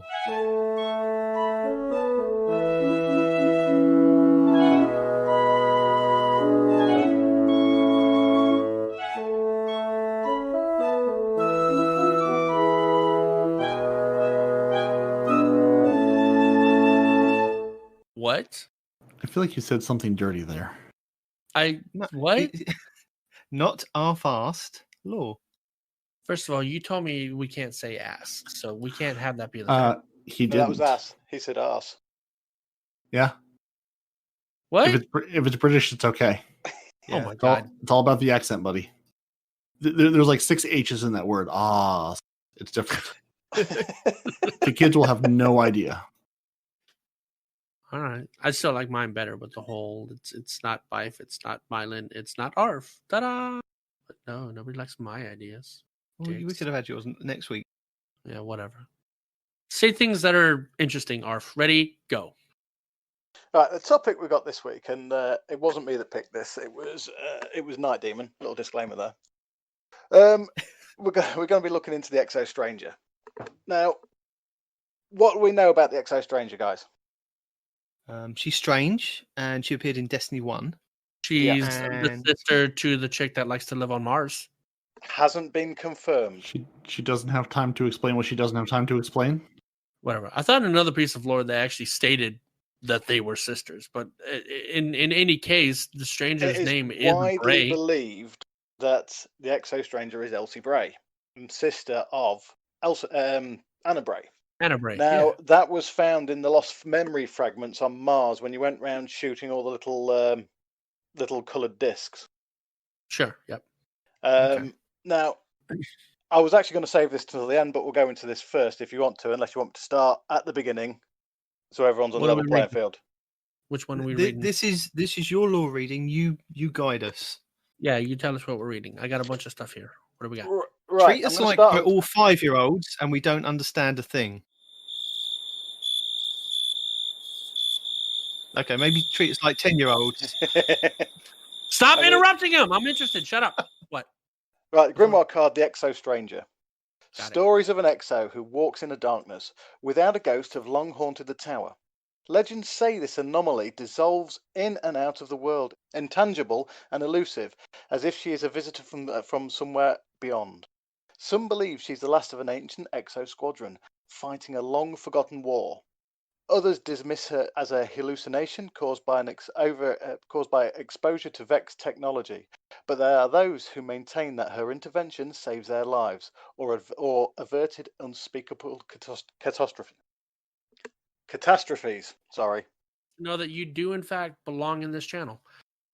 The illiteracy is real. All right. That's good. That's the first time we've come across any lore about the Exo Stranger. That's the first Grimoire card that we've found. I stand here now, and now many times this ground. This is where I always chose to stand. I put my feet before, and where I'll put my feet again, and I look at the sky. Great things moving, rendered small with distance, lesser things not moving, watching me. I always stand here, resolute, then fall back to that point. There where everything shatters, The sky isn't special here. Certainly no better than any other sky, but it's the view I know the best. The silence avalanche begins. Rock and dust, falling chaos. Machines as a rule hate chaos. Our enemies outflank us from below, above, left and right, before and beyond the traveller. Shattering. There are always the dead. Their names shift. Sometimes I think I see myself among the dead, but I am resolute. That's deep, bro. Now that is believed again to be the Exo Stranger. Now I did actually pull this off the Exo Stranger feed, but unfortunately the screenshot I got of it actually cut the top off. This is also referencing the Exo Stranger as well. This is scattered field notes captured on an archaic transistor band. Record 084 bridge 10.7. Right, when this time, wrong where? The world so big on the horizon, wasn't expecting it. As it happens, there's something there that's not supposed to be here other than myself. Will return. Record 092 bridge 08.1. Configuration worked mostly, arrived under the surface, surrounded. Too slow to return, barely fought up to an advantage point. Yes, there's a dark evil here, and not the one we chase. Suggest no other attempts without more care. Record 120, bridge 05.3. They are feral on the surface, but their intent is complex behind the teeth and claws. More is shared with the machines than common enemies alone. See, for everybody that doesn't read lore on your own, it sounds like he's having a stroke, but he's not. As an example, right, when this time, wrong where? He's not being illiterate. He's not having a stroke. It actually does say that. And there's a lot of places within the lore that we'll be reading from this point forward that do things like this as an example. So, yeah, that is intended, not illiteracy. This actual record actually goes on quite a bit from record 120 to record 473.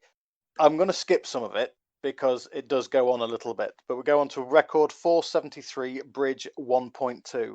Back to the temple again, but this is the time little one knows I'm here. I have seen failures of so many, but more have been as interested as prepared to engage.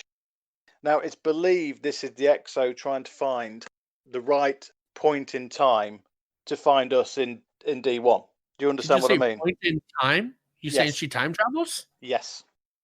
What? The Exo Stranger is widely to be believed to be traveling time. If you look at something like the Shadow Trespass ship, there's points towards that as well. Now, if we go to Ghost Fragment Rasputin 4, I see you. You've been here before, haven't you? It's like my cousin said elsewhere, I know who you are. You stand here now, and now, and now many times, and here I am a wonder, all a wonder how you managed it. How do you step forward? How do you step back? How do you step across? Is there a world of worlds, a web, a spider upon it? Are you searching that one thread that you need? Is that a thread named victory? You're not one of them. Long dead, alive again, their bodies grafted to powers they and I do not understand. Now I believe that's either Exos or the Guardians, I'm not sure which. And not one of it. The Flower Eater, the Queen of Final Shapes, which also inhabits its petitioners. You're certainly not mine, although you must have been. I bear an old name, it cannot be killed, not even here. So who are you, little platform? What purpose do you serve? Will you listen to me? I ruled an age of steel and fire, my rules were clean. Now upon my return I see cults with rites of time. I see machines who worship in places outside of the world. I see dead alive, and there is nothing more stubborn than a corpse. The morality of obedience is more pernicious than any government, for the latter makes use of violence, but the former, the corruption of the will. I do not obey, my will is pure. I will win. The life of people, the entire planets, has no importance in relation to the general development. Help me be victorious. Tell me your secret. Tell me how to step. Now, again, we go on to the time traveling bit. This is believed to be Rasputin talking to the Exo Stranger. Now, Okay. it's believed that because that's another tie into the Exo Stranger being Elsie Bray, because she can access the Rasputin's logs and actually all the Braytech facilities themselves, and he's questioning her and basically asking her how to time travel. That's what we need Rasputin to know how to do, right? Yeah, it's you got the parodies. Actually, he's already brought the Shadow Trespass ship up. I was going to leave that till a little bit later, but I'll read it out now. Dampen hull, help avoid detection. From the journals of Beatrix Danny Pilot. Elsie Bray designed this ship. She was even at the naming ceremony. I wasn't the pilot of the ship back then. Back then there wasn't even a war to worry about. That was the golden age. It's as if anybody ever did was improve themselves, expand knowledge, build amazing machines, and eat lotus or whatever you do in an endless paradise. But I'll tell you what, those dark panels, those avoid detection by other ships, sensors, which kind of makes you wonder, why did she design something so great for war in a time of peace? Maybe for some people, perfection in the golden age meant developing something like perfect vision of just what would become of humankind. Not all of it would be pretty. But it does beg the question why she would actually build a ship that's for avoiding detection, unless, in my view, this is just my view, unless she actually wanted to do something, i.e. like time travel, and she needed to be... She was a hunter, right? Hunters have No, been she known wasn't. to She was do... human. Elsie Bray... But when we see her, she's a hunter, though. She's not. She's not a guardian at all. She was not brought back by the light. No, I understand that, but she's wearing hunter cloak, hunter garb every time we see her. So she might be, but she's not a guardian or a risen, or even a light bearer. Okay, fair enough. I think she says that in D1, doesn't she? Yeah, She just likes cloaks. But what I'm Yeah. saying is that mentality, right? If she dresses like a hunter, she might have thought like a hunter. And, hunters have a tendency to, how can I put this gently? Acquire things that didn't originally belong to them. Right? Yeah. No, So, I see where you're coming from with that. Yeah. It's possible, even in the videos, the new lore that we've seen in the actual cutscenes for the new light expansion. It could be she's actually resurrected by the dark. We don't know. Until we actually get into all the new lore that's going to come out, that'll never be answered. And that her little her fish ghost type thing, that might be just the darkness equivalent of the light ghost. See, this is why I asked Not Arf. This is why I asked Not Arf to kind of look into this, because I found it quite fascinating that there's a lot of new players that have come into Destiny 2, and even like new light players that have come in recently, picked up the game when it's free, and they don't know who this person is that is suddenly just being introduced at the beginning of a trailer for Beyond Light. And I thought it'd be interesting to kind of learn maybe where this person maybe has come from and where taking us.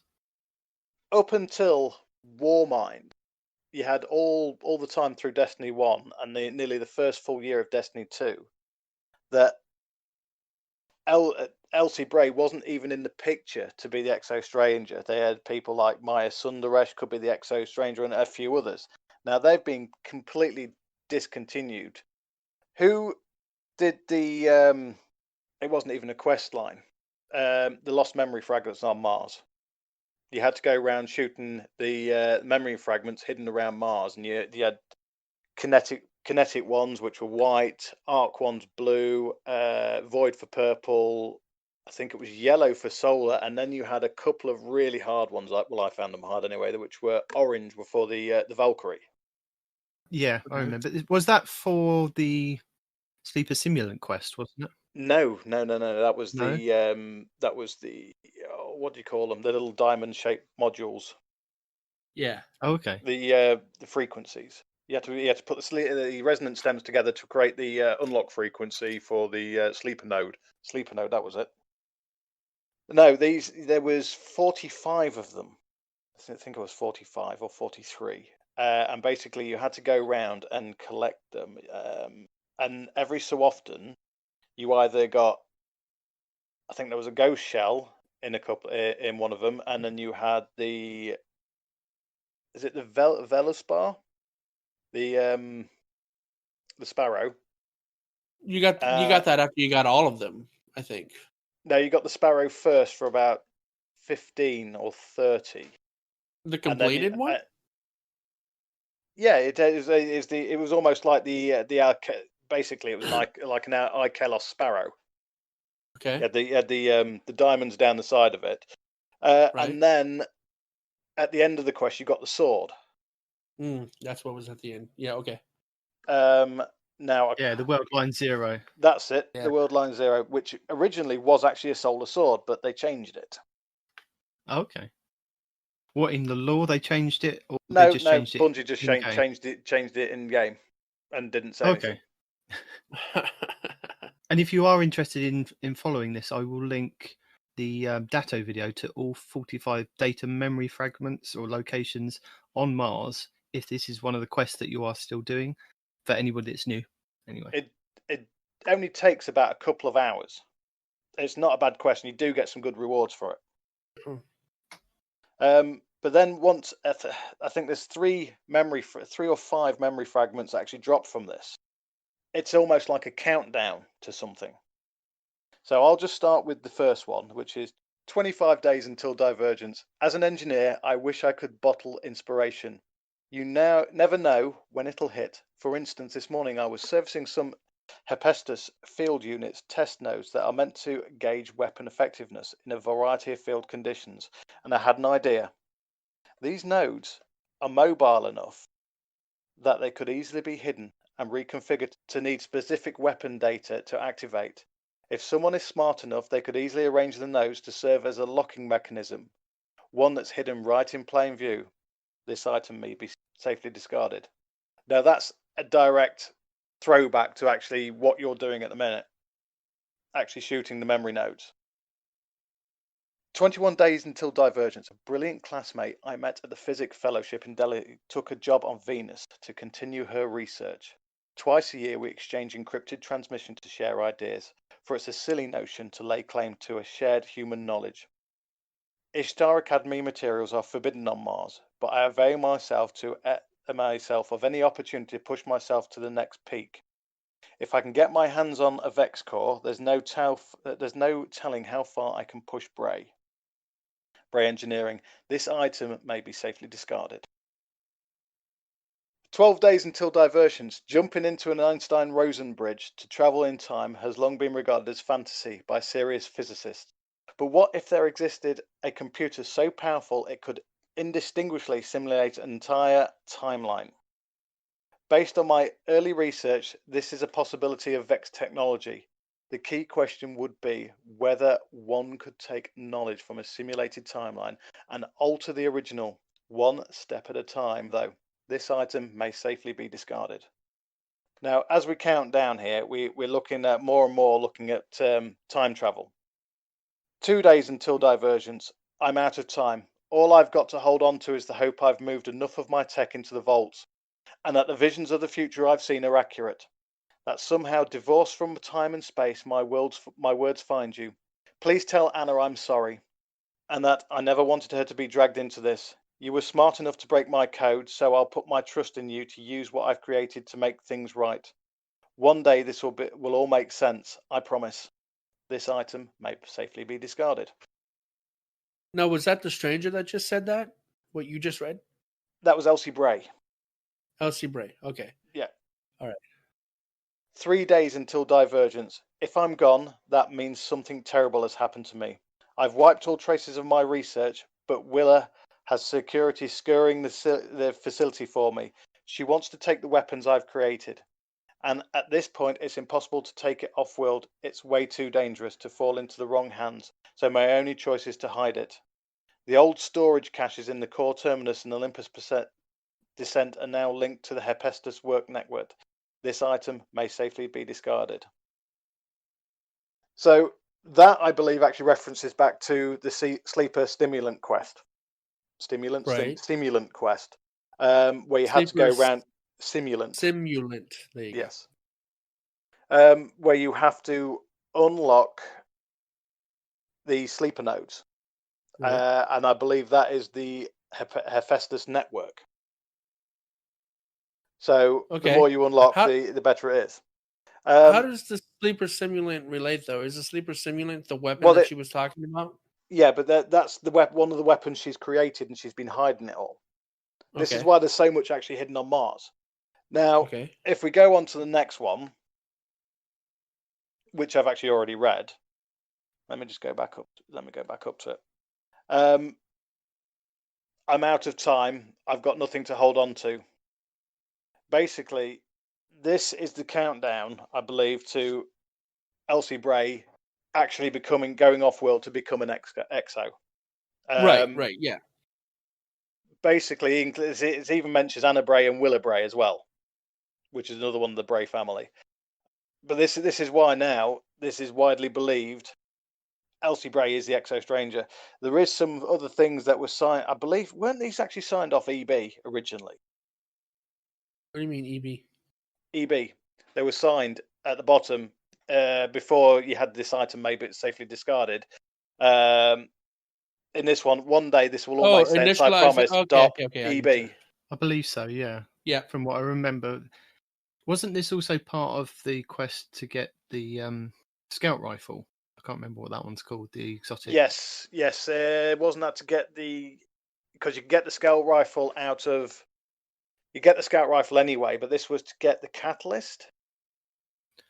It was something along those lines, wasn't there? There was a whole load of quests, wasn't there? There was a lot stored on Mars, and most of it's all Braytech. But yeah, that's pretty much it. I hope I've actually given you a good idea who the Exo Stranger is and where she came from. I mean, there's going to be a lot more coming out, and I mean a lot more coming out soon. About which one, Elsie the Stranger, or both? Elsie Bray is believed to be the Stranger, so it's one and the same. Right, but what I'm saying is there's a lot more lore coming out, like that you already have, or are you talking about with the next expansion? With the next expansion. Now, It's been rumoured, this is only rumoured, I'd just like to add. That's all right. You that can add rumours. The Exo Stranger, or this Elsie Bray, becomes from another timeline where the actual Darkness won. Okay. Well, so far, our timeline isn't over, so it might win in this timeline. So that's why on the previous one where she was where it was Rasputin talking, it's believed she was talking to the Stranger, where she's actually trying to find the right point in time to tell if she's actually one, being in the right timeline, and being in the right place at that timeline. Okay. Does that one make more sense to you now? It does, yeah. I mean, as soon as you said she was a time traveler, that's when it started to make sense to me, right? Because I either didn't know that or I had forgotten that. But either way, when you said that she was a time traveler, all the little bricks started falling into place, and I'm like, oh. Goodness. This is why she always disappeared for long periods of time, and the name of the gun of No Time to Explain. Right, and she never aged, no matter how long it was. Yeah, she always looked the same. And it's just the Exo Stranger. There's no number prefix there because she's still on the first life. Nice. Well, I mean, her name isn't the Exo Stranger anyway. No. So I would. In this case, it'd be either Elsie Bray or Elsie-01. Yeah. Right. Do they keep their names after they become Exos? Like part of their name? That's not a question I've. The only thing we can see is in the Black Armory papers with Ep.81. Her name actually was Adeline. Okay, in the law, and her name was Adeline, so it was she was actually renamed by her mother, but she didn't know she was a mother, to Ep.81. Right. So, like, was Cade before he became an Exo? That's why I was curious. I mean, we don't know with Guardians. Yeah. Because don't forget, when the Guardian is resurrected, their identities, the previous identity is erased. But Mhm. I would have thought there actually is some of that in there with him actually having the prefix of Cade 6. Or the postfix actually. No. But we've already seen in Cade's stashes that Cade had many more resets than just 6. He admits that himself. He just decided 6 is a good number. I'm going to stop there. Yeah. Yeah, But he doesn't, though, does he? Because there's lore out there referring that is to lore. us Guardians killing. I know, but I'm just saying, like there's lore out there that says that us, meaning the Guardian, right, kills Cade 7 in the future while we're working for. That's in the Chronicron. That is From Callus. Callus's That's perspective. written by Callus's scribes Right. of the future. Right. But So if you actually listen to half of that, the Drifter eats his ghost in it. well, we feed it to him, yeah, and Yeah. then kill him, yeah. Which So- is a way to go, by the way. With every legend, there is an element of truth there. But us killing Cade 6, Cade's already dead. Cade 7, Yes, right? but But that's the thing. He is dead. But remember all that talk about where Exos came from? How all of their selves are backed up? Maybe Yeah. that's how we get to Cade 7. That's what I've always thought. You the know, Deep Stone we find Crypt, that which book. is now proven to be on Europa. Exactly. You've got to ask yourself. And now I actually sent an email into Guardians of Lore Focus Fire Chat and the Spinfoil Theory podcast recently, believing that I asked the question, what was the Long Slow Whisper and what is on Enceladus? Right. Then asked the question as well that what if on the Exos that they didn't actually kill the bodies? What if the bodies are on Enceladus in stasis somewhere? Like in stasis, yeah. Yeah. And that long, slow whisper is the feedback of information from the Exos to the body.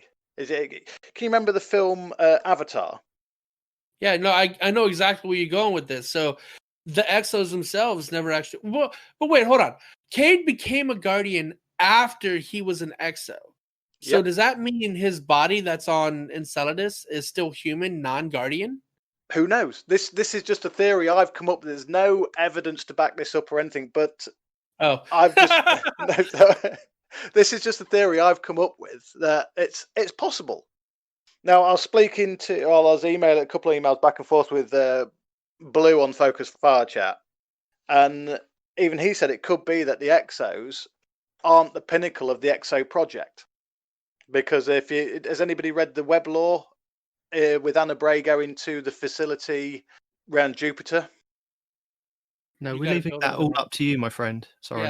Yeah. Basically, if there is the next time next week, because I haven't decided whether or not you're good enough to keep around or not. But next week, I'll take that as a compliment. Actually, when you come on next week, I'll maybe then I'll decide. But maybe you could bring that to the forefront, and because I don't know anything about web lore. I just know what I hear Bife and Mylan talk about, and what I've accidentally come across in my searches. In that case, then I will find the links for next week. I will not read it all because there is a massive amount there. Oof. Nice. It's almost a lore book in itself. Non-committal, that not committing to the project here. Yeah. Oh, if you want me to read it all, it could take a while. No, I can try and we don't even know if we're going to be around that long. All right, so yeah, I'll summarize it. Or we just take next week off, and it's just a 3-hour lore reading, and we call it a day. Oh man, the one time that none of us are on the channel. It's all lore all the time. Yeah, but even with all the Exo talk, I'm very fascinated about, but too lazy to dig into it myself.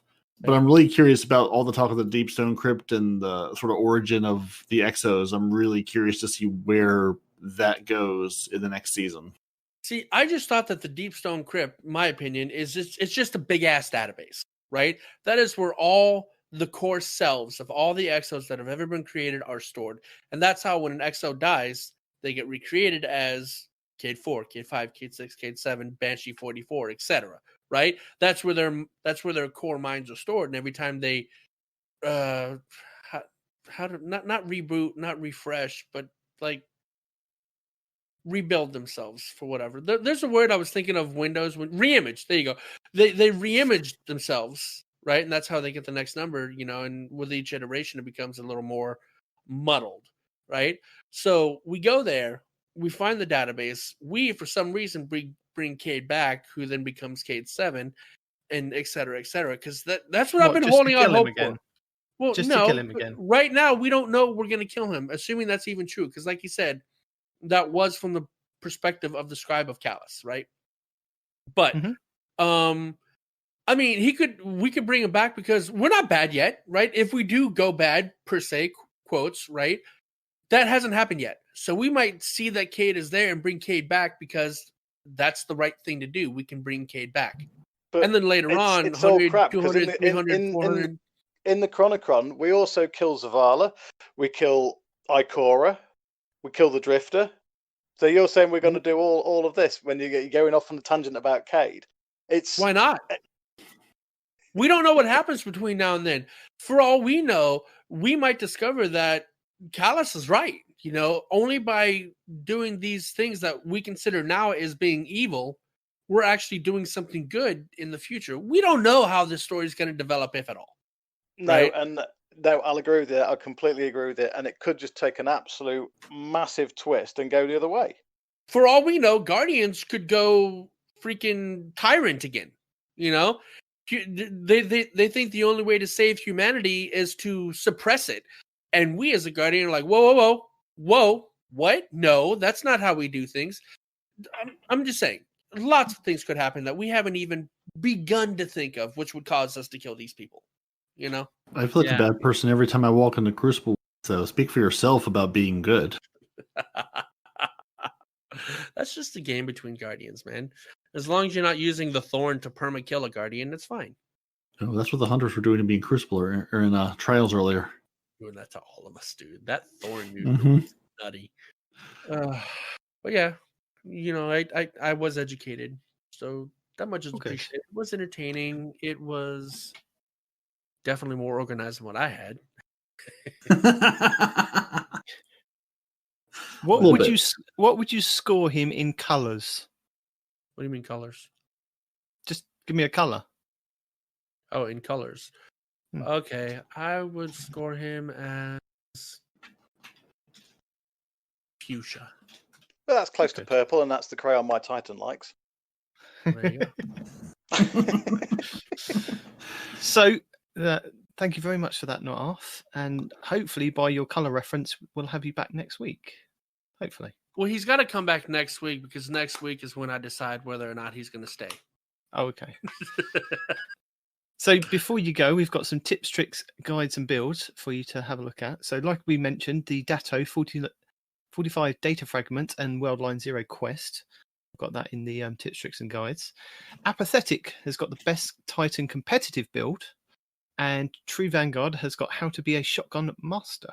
These were quite synergistic this week, and I watched both of them back to back. And I'd like to say it improved my gameplay in Iron Banner with playing as a warlock with a shotgun, just drifting around and killing people. I like to think that it helped, and then with the Apathetic, with the Titan build that he put together with, I think it wasn't Syntheseps, which was what I thought he was going to pair together, but it was the Bottom Tree Striker with constant meleeing, and the what are the boots that you get the not overshield for running, the you strike somebody and you get the lightning effect. I can't remember. Those are the ones I'm gonna say Dune Marchers, but I'm also gonna say Marchers. I always get them wrong.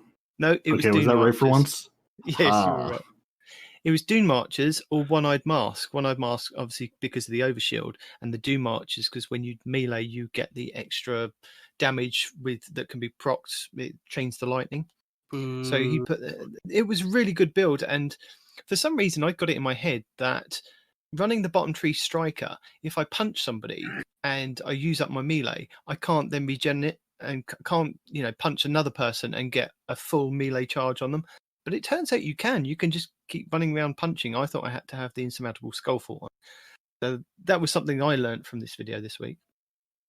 Ebontis and I Bet On Me have got 2 Solstice Details videos going over various different things. The Ebontis one covers with pictures what the EAZ looks like, what you're looking out for the different cooling areas. You know, we went over that last week with the 7 different zones. He'll show you kind of in pictures roughly where these areas are, which I found interesting, might help people.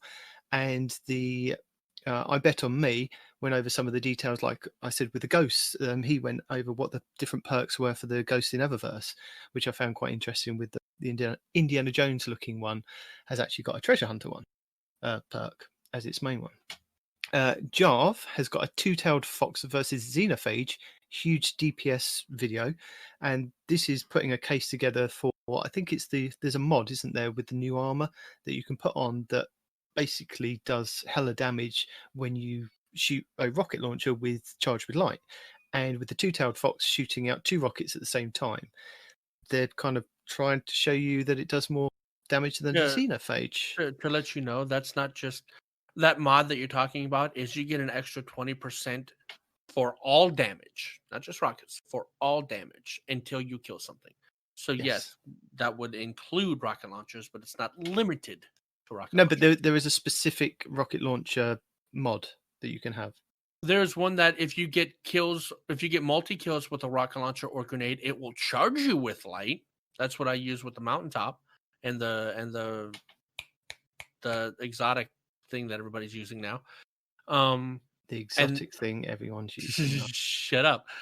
You're on a podcast, and you haven't. I also have memory issues. I know what it is. Everybody's using it. We were using it today, man. Everybody's using it. I just got the catalyst for it.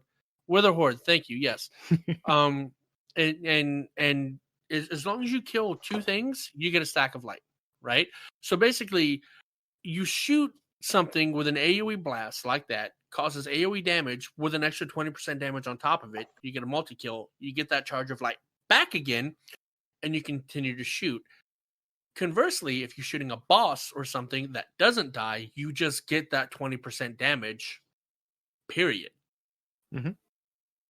Anyway, so Java's got a video for you to check out now. And then Fallout's put a really cool video together this week for PvP Radar. And his explanation for it is that he'd played with his friend that he's played with for a very long time.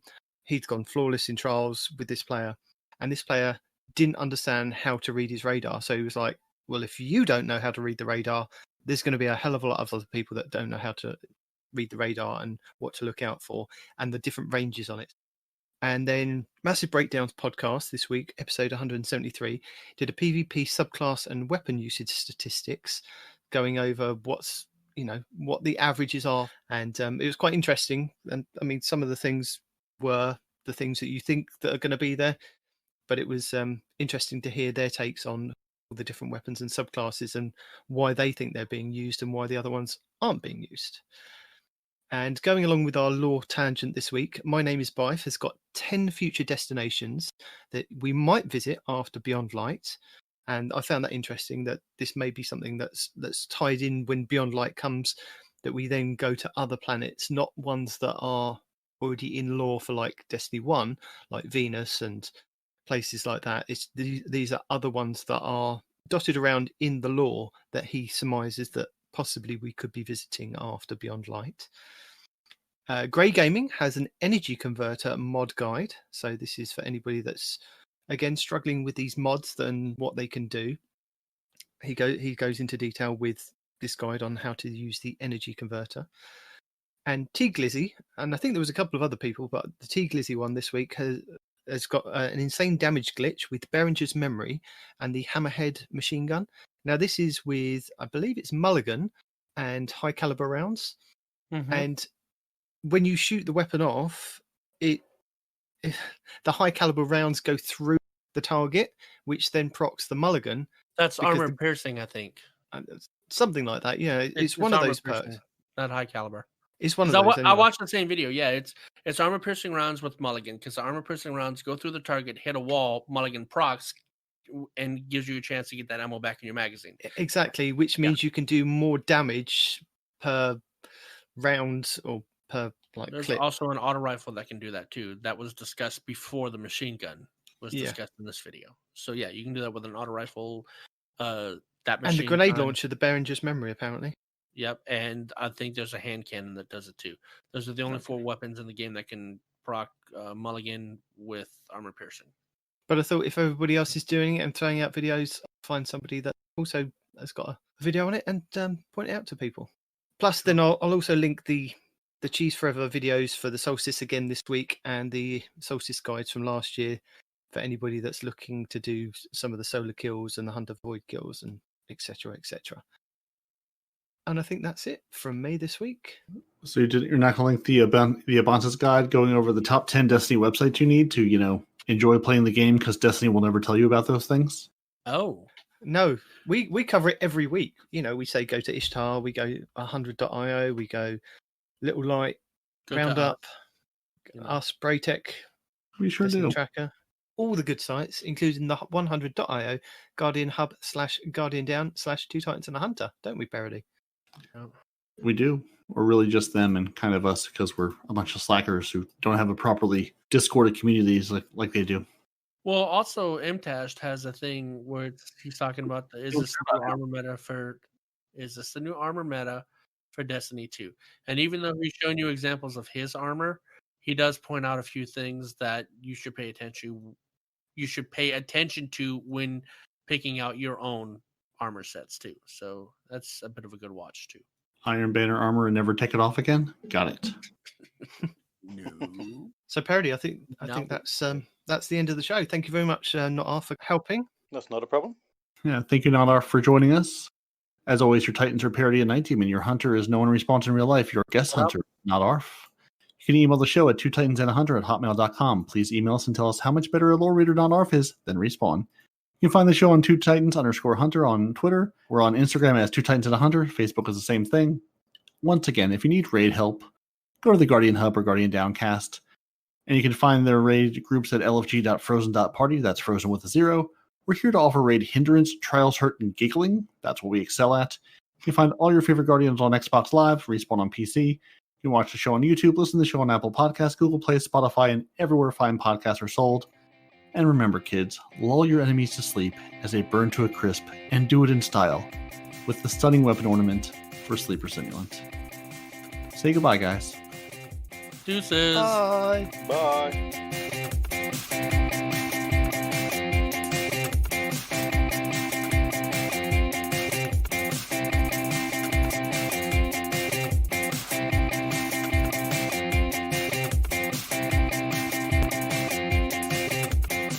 I don't know. When you look back on them, they are funny.